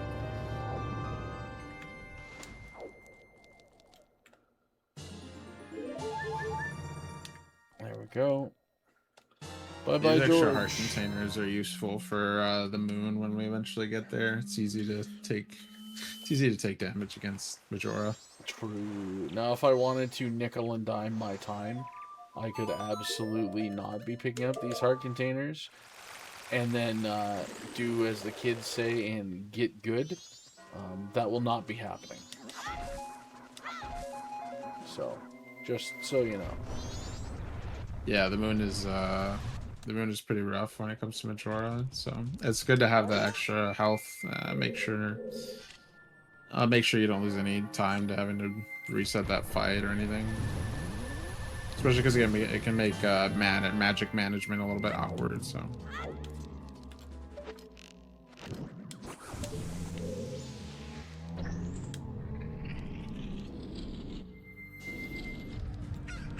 So this room we can kind of just get up here with a little bit of, yeah, there we go, a little bit of magic. If you didn't do jazz hands or spear fingers when you said magic, I don't know what you're doing here. But that is the type of magic we're talking. Well, the bunny hood makes this a little nice. It really does. Kill the Skulltulas for a little bit of luck. Oh, tight jumps with the invisible platforms.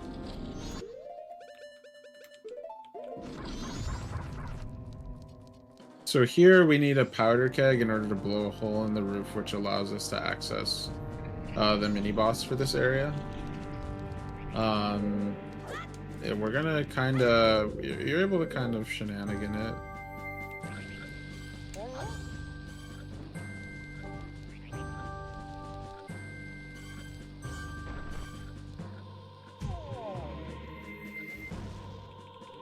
There we go, beautiful.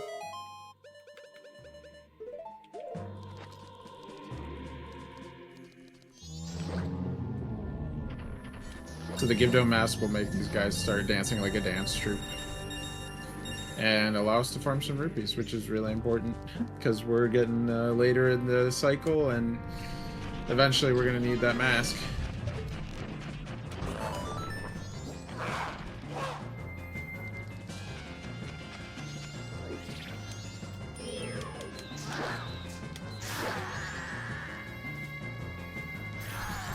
Beautiful.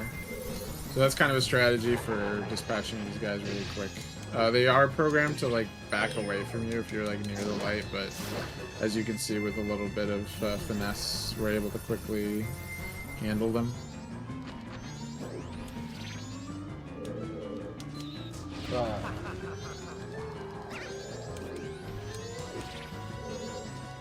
And the king can be really annoying because his floating head attack is pretty brutal, actually. It is. It's hard not to take damage from that. He doesn't like to be targetable for some reason. Yeah. There we go. And now we get that. I'm out of magic as well, so I need to go find some. Am I not gonna get any magic? Oh, there we go. Okay. There you go. Get away from me!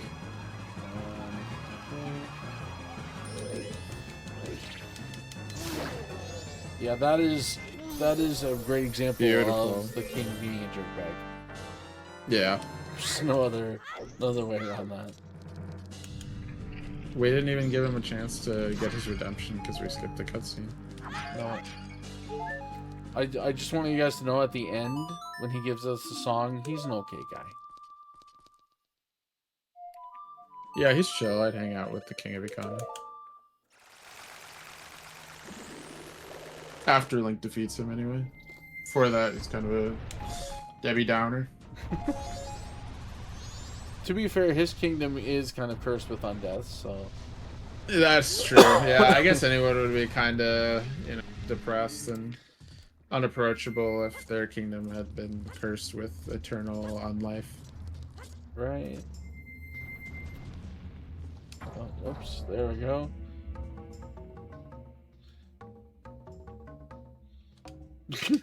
Well, you guys want to see how Almost. embarrassing this is? There we go. There we go. Yeah. That was just for the crowd to remember. I don't even know how I played that. I don't even know what I played. No, it's just muscle memory at that point. Apparently, some part of me is taken over.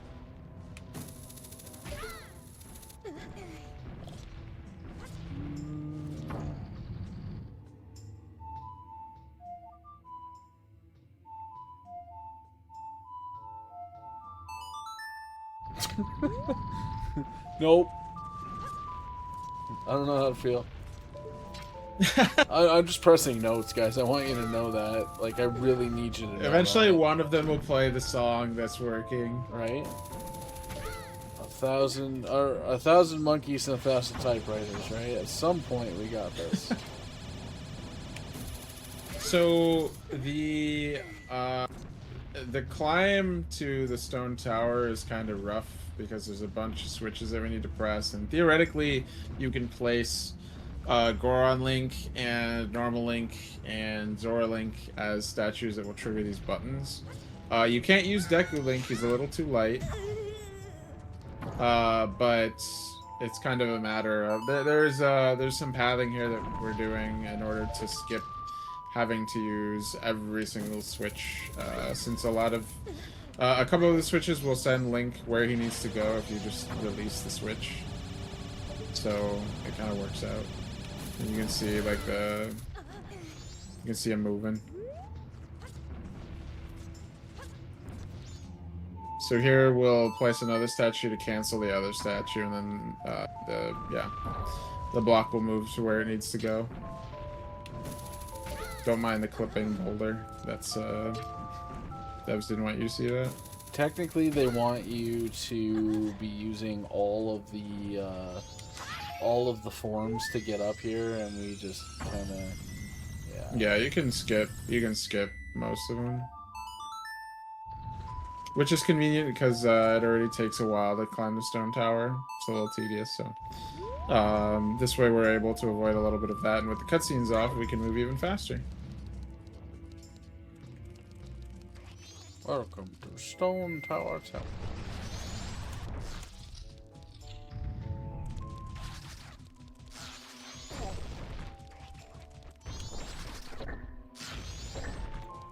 Got our first puzzle. This might be one of the most brutal puzzles in the game, casually, actually. Every time I see someone try to beat this one, they take a while. So it's kind of unintuitive, I think, because of the because of the box. But it's like, why is that door not open? Because you didn't open it yet. Oh, some people's kids.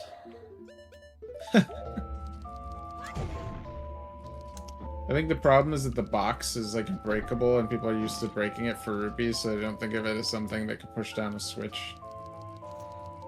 And then they destroy it and don't realize they have to reload the room. Either that, or they don't destroy the bomb shoes, and then yeah. Alright. Yeah, it might have been better if the devs put like unbreakable rocks there or something. Live and learn. So we need to get a small key here from yeah, I got it. Nice. Yeah. Cool. People don't look at sunlight explosions. That's the swag strat. Is you don't look at it, you just hope that your back hits it.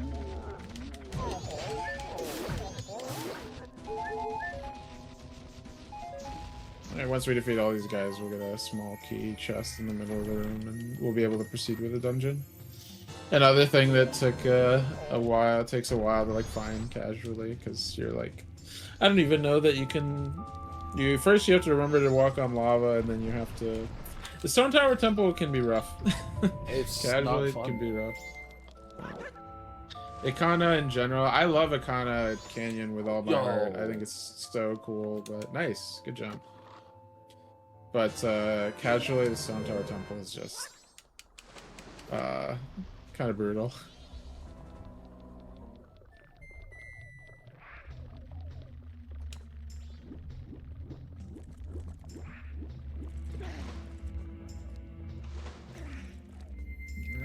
We're gonna enter this light room. So our goal here is to get the light arrows so that we can enter the Inverse Temple. Well, there's a couple of skips that we can do there that will help us sequence break. We're gonna leave this guy intact so that we don't have to deal with all of the little shadow bubbles on the ground. They make it a little bit harder for us to do what we need to do.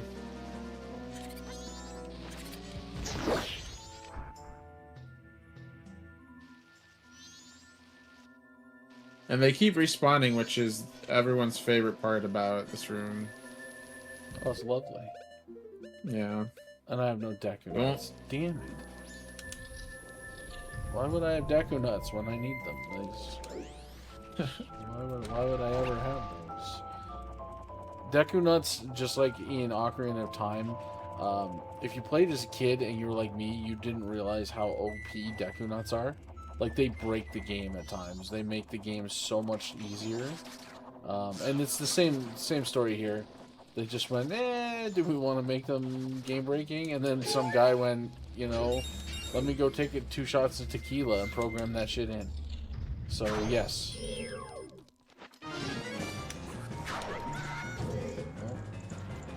So here we can deal a little bit of extra damage with the arrows. He's a fire type, so ice arrows work pretty well. Something about that. I mean, that's not how that works in Pokemon, but yeah, it works here. So this isn't Pokemon, guys. This is Zelda. Follow. I'm glad we all know that now. Nailed it.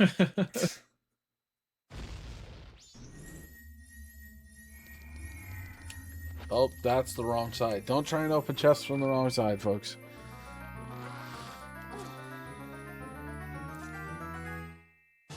No. So now we have the light arrows, and we can flip everything backwards so we can use the Song of Soaring to exit the dungeon immediately.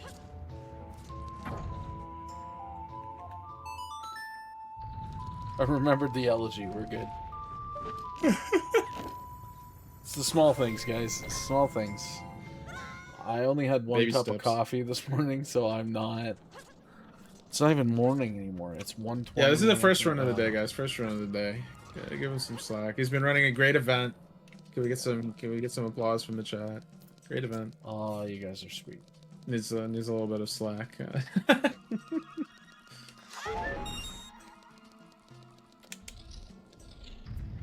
Inverted is where there's a couple cool tricks, but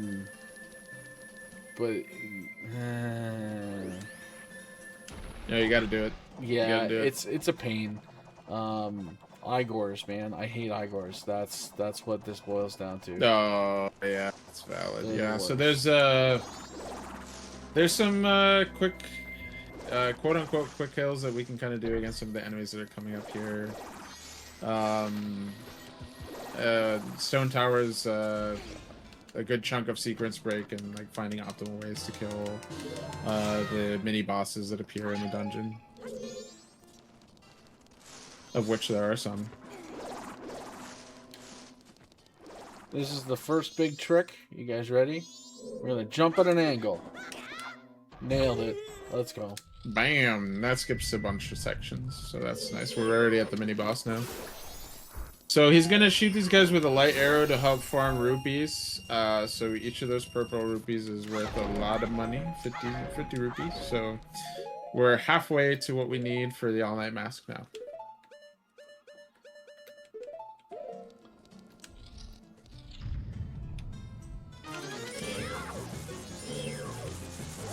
And now we're gonna face Goma. Oops.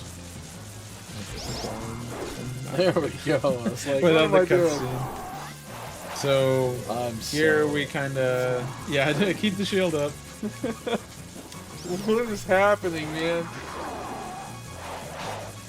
So you can actually shield that to more quickly stop the animation, and then start the attack phase again, where we're able to get rid of the bats that are guarding his weak spot and hit our jump slash.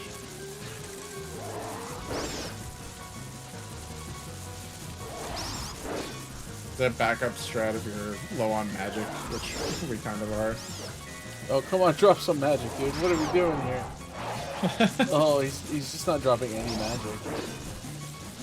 Oh, there we go. That's RNG, so you know, sometimes you get it, sometimes you don't. Yeah. What's cool is some of those bomb hits were actually damaging him, so it's a nice little extra. Made a little bit of progress. Yeah. There we go. That was the sloppiest Gomez I've ever done in my life.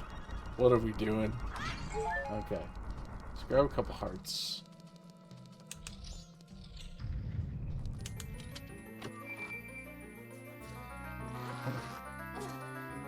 Yeah, beautifully done.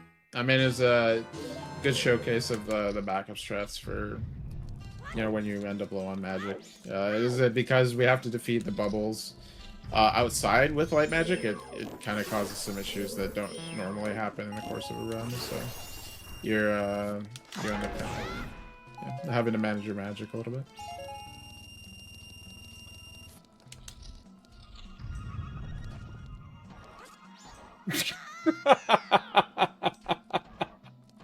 That was intended. Reset the room, yeah. Reset the room.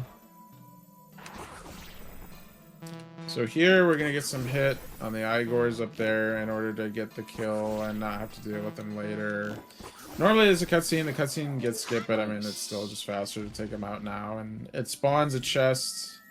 So we're gonna wait for it to fully spawn before we leave, just to be safe. The good news is, like, if you miss that cycle, because the Igor can be a little bit touchy from that angle, we need to come in here and farm 50 rupees anyways, or 500 rupees anyways. So we're coming back and forth. So if you miss it the first time, you're not losing anything until you have to come back for a second time. So there's everything we needed to do all in one shot.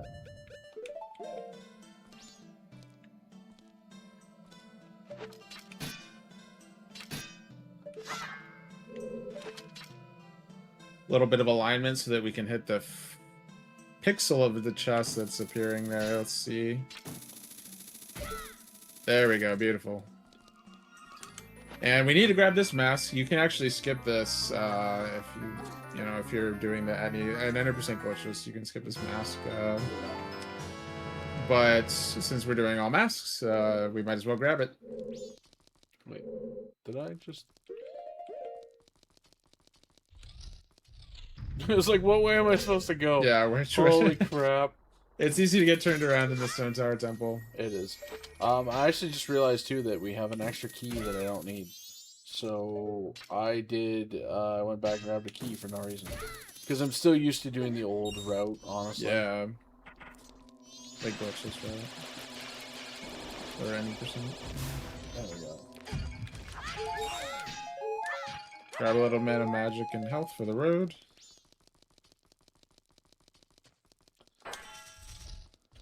So this is either going to be real good or real bad.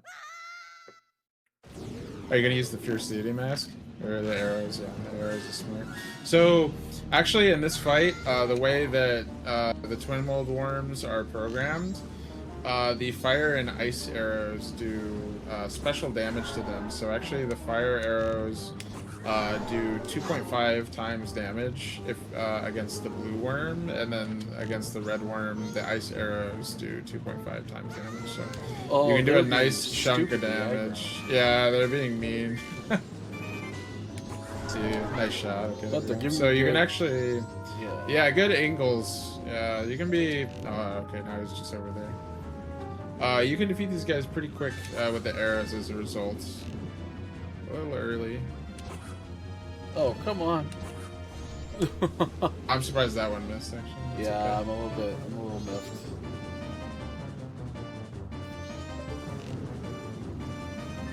So they move a little bit differently when they're both on the screen as opposed to not, so that's why we're here. Oh, come on. What's happening right now? Oh, there's magic out there that I would love, but I can't. That's a good spot. No! Ah. Oh no! Came up out of the ground just to surprise you. Oh, that is a dick move right there.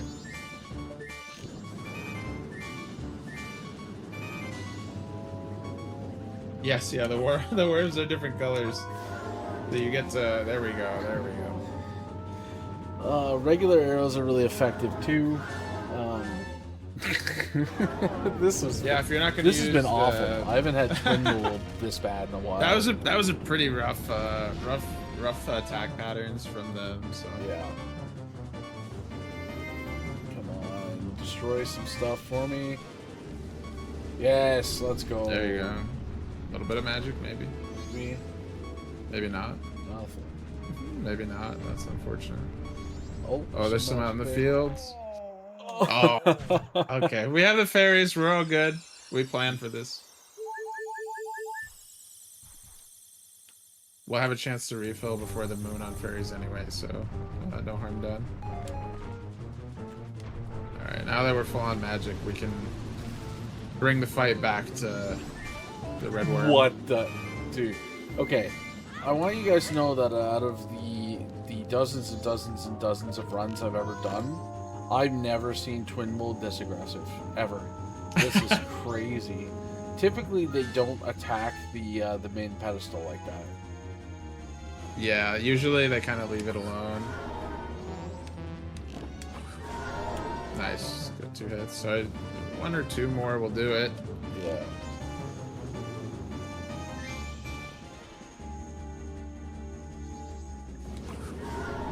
Nice, that's 1.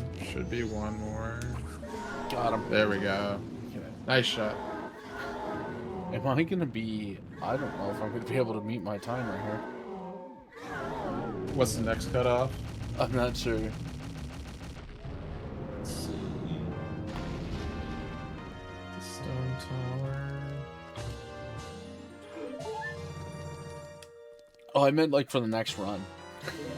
Oh, I see. That's fine. Okay. You're the organizer. Everybody else can just get stuff. Yeah, everyone else is just like, that's fine. What is privilege for? Mind your business, nerds. No, I think we should be okay. In the event of safety, because this is marathon strats. There we go. Yeah, definitely want that. Definitely want that. I believe in the fast moon. I think you'll be alright. So we're gonna speed up time here. We're gonna go to the third night. The only thing left to do now before the moon is to use our hard-earned rupees to get the all-night mask, and then we'll be able to have all of the masks go into the moon. And yeah. I mean, if moon goes well, I think you should be able to close it out. I should be alright now. As long as I don't colossally screw up the moon. Spent 30 minutes in the goat trial. Oh, don't even. I'm keeping it away. I got my evil eye watching out. Thank you.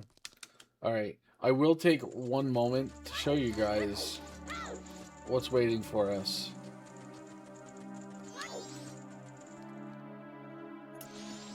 Oh, I gotta go out of town to show them. I hope it's not too close. That'd be goofy as hell.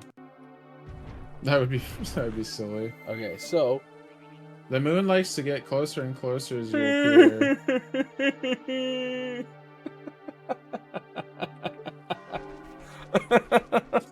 Sorry. Bad trip to the dentist. So I put on a mod for a goofy looking moon. So it went from like very scary and you know whatnot to just yeah, he's a little bit too intimidating. He needs to look a little goofier. Hey guys. It's a little too scary. Alright. There we go. So from here on the moon. Let's go. We need here and here and here. So on the moon, we're gonna give the kids that are roaming around. There's one for each of the bosses that we fought. So if you give them all the masks, then the Majora's child will offer you the first deity mask. He's running away from you, you little bastard. That was silly moon. I didn't know.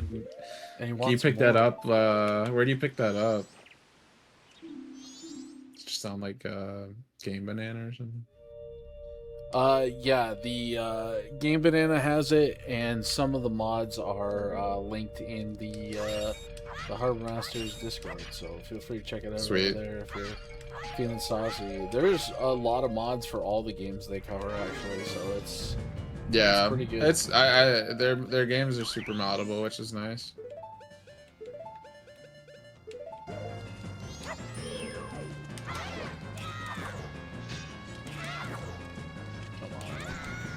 Really? For whatever deal reason, with the flame breath. Yeah, this. And I don't have any death points. Yeah.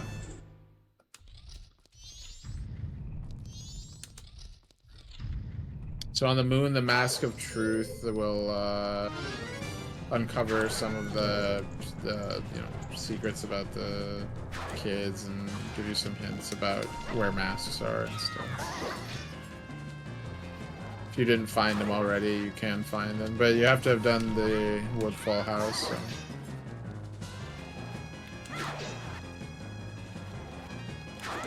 This guy sucks. Get him out of here. So dramatic. The funny part is, too, that normally he blows himself up as part of, like, the cinematic there. But again, we don't have cutscenes on. Yeah. So, just kind of does it. Yeah, we don't get the immunity, and so that bomb can actually damage you. That's funny. They really coded it in as a regular bomb. They really, really did.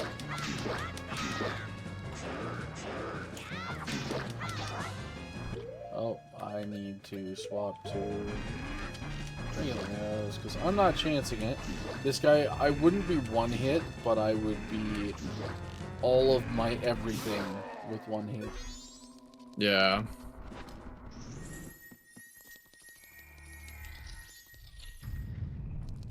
Yeah, fortunately we're not really dealing in pieces of heart here.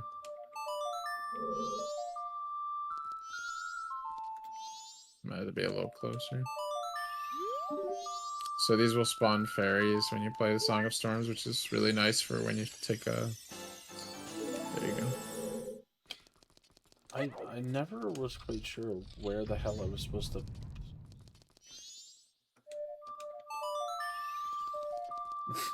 So here?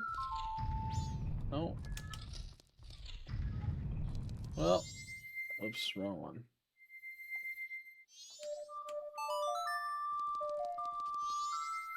Why do I keep doing that?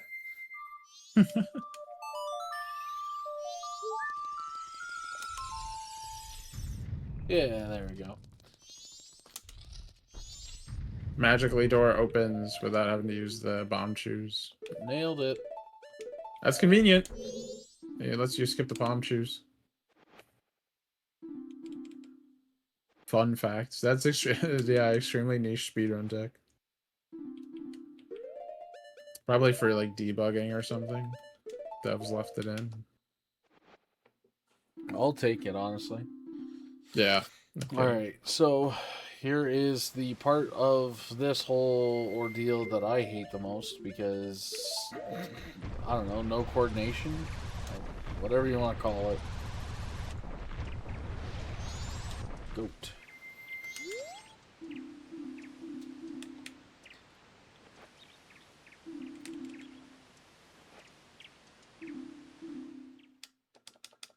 The good news is the last two trials after this, they're all easy mode. Yeah, it's super easy peasy. Okay. But first you have to play Need for Speed. Oh yeah, and there's no, because it's not an icy thing, you just take off. You just go. Yeah.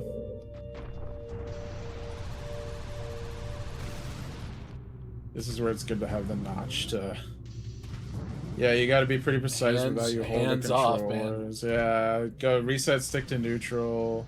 Otherwise, the angle is not 45 degrees. I'll put it that way, and it doesn't go well. There we go. That works courtesy of my lovely commentator here, who gave me the advice: take your damn hand off the joystick. It works. Extremely critical advice. Yeah. Otherwise, your angle just at least you can kind of save it if something happens. A little bit, yeah. Otherwise, yeah. Honestly, it was a one shot, so I'll take it. Yeah, we'll take it. See? We're all good. That's true. There is a mod out there that turns Mido from Ocarina of Time into a trash can. So if our buddy Cardinal is watching this right now, he hates Mido with a passion. I hate Mido too. Not enough to turn into a trash can, but here we are.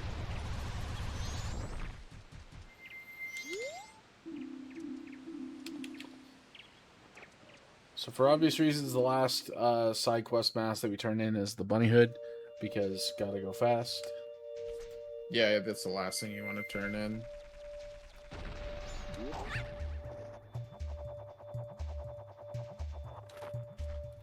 This seems I think the moon easy. is a nice way to wrap things up, yeah. 100%, and it's kind of nice to be able to experience the moon trials, because in any percent you just go straight for Majora, right? Like you don't. Yeah. Yeah, moon trials are peak content. We just skip them. The payoff, though, is that Fierce Deity is so easy mode, it's not even funny. It's by far the most overpowered item in all of Zelda, and I'll die on that hill. I don't care. Oh, do we have another opinion? No, I'm thinking about that statement, and you might just be right. Actually, you might just be right. Yeah, I don't think there's any other item that like trivia. I was thinking about it, but I'm like, yeah, I don't think there's any item in the game that trivializes it as much as that item does.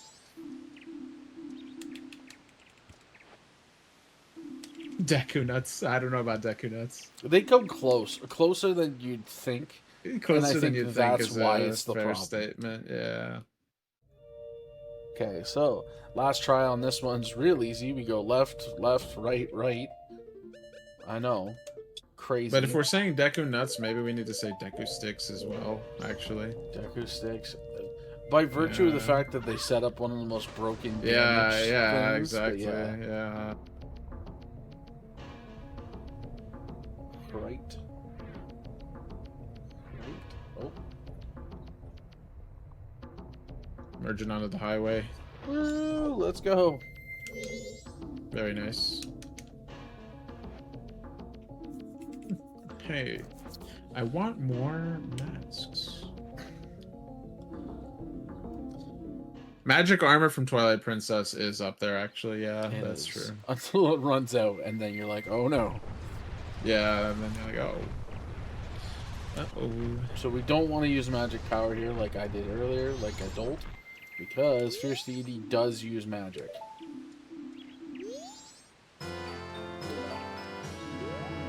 Yeah, we're on a good pace here. Going into it, I think we're like just over 240. Are we really? I wasn't even looking.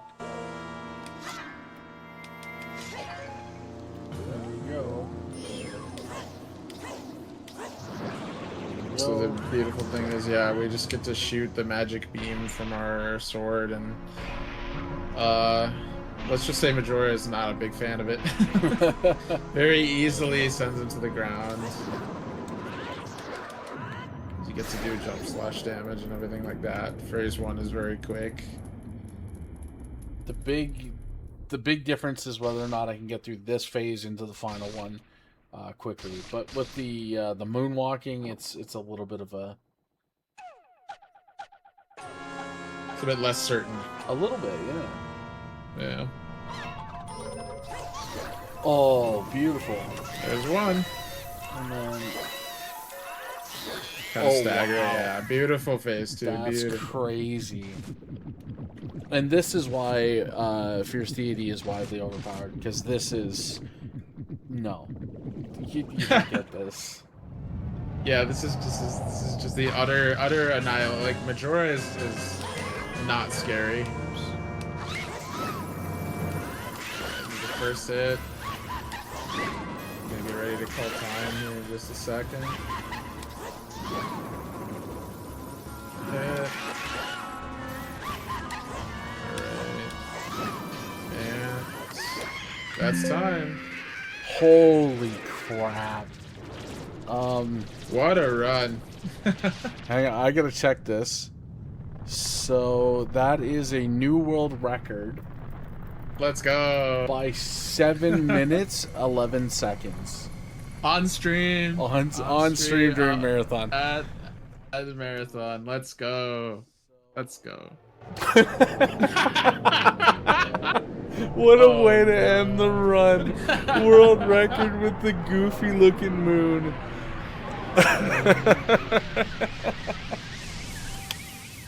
That's fitting for the first game. Oh my god, I love that. I'm so Yeah. pleased with that. Let's go. Oh man. That's huge. Yeah, that's the first world record on Link to the Cure. That's pretty epic. That's our first. I thought we've had other people get world records. If not, maybe. I'll take it, but yeah, it may have just been PBs, but that is crazy. It's just that easy. You were worried. I was worried. I was gonna. So Tristnal's gonna get a world record on this run. I know it. That is just the power of good commentary and good company, my friends. What an exciting way to start the day. I was gonna say I don't know that's I can really even. I can't top that. You know what the worst part is though? I was expecting a run that was somewhere around 2 hours 55 minutes maybe. Because my estimate was 3 hours, and now I've got like a whole 15 minutes I gotta fill somehow. I mean, me too. We got all the masks, so I don't know if you can do anything after the masks. We do. The crazy thing is like sword upgrades and Fierce Deity, they kind of are useless for the vast majority of the fights. So Fierce Deity it's too small to really do anything to twin mold, right? So you can't do anything there. You can't do anything to George because you can't get in the water. Although you can target him with the sword beam and hit him. So I guess that's kind of a thing. Yeah. And Goat, unless you're trying to do drive-bys with the sword beam, you're not hitting him, right? So, and same thing Yeah. with the upgraded sword is a lot of these things are just not doable, and it's crazy sauce. Yeah, So yeah, the that's extra very true. rewards in this game are a little bit. Yeah, they're they're very polarizing, I think. Like they either don't add anything or like they like trivialize the game. More or less. Yeah. I mean, if you play as a kid, like that's pretty exciting. You get a little bit of power fantasy going. Absolutely. Man, I I harp could. on all of our runners. I'm like, hey, you fill all your time allotment. Don't screw over I the can people behind I can you. pull out my ocarina and try to play Majora's Mask songs on my ocarina for a few minutes. I Oh, guess. that is. I mean, hey, if that's what you want to do, I'm Let's down. see. Look at the multi talents on display here, ladies and gentlemen. Look at this.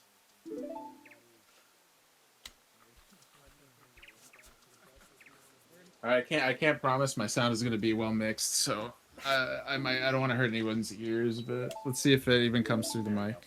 It's the one downside of remote production. So, Let's see. Please go to that channel.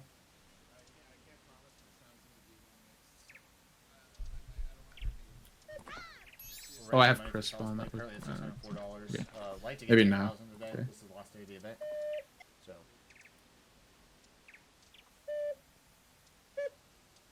I don't know how well that comes through.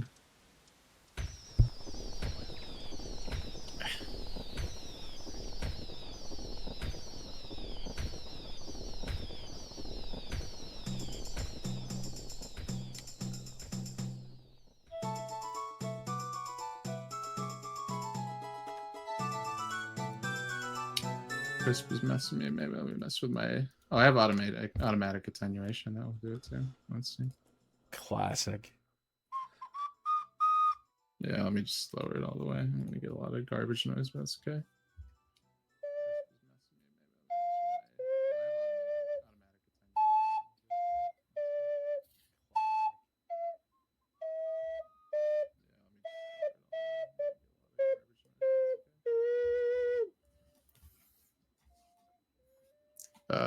What other good ones are there? Let's see, out to order maybe. Like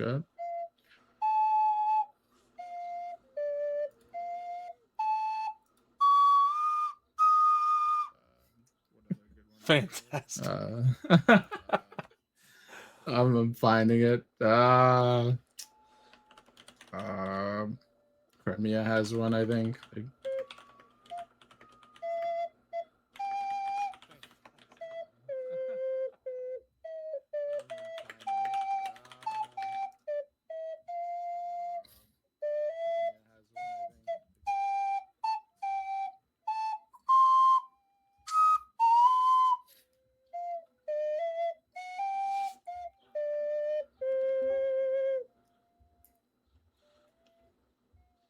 That's my rendition of Crimea's theme. Okay. That's it for us, guys. Thank you. Stay tuned for the Link to the Past randomizer race coming up. Thank you so much. Thanks, everybody.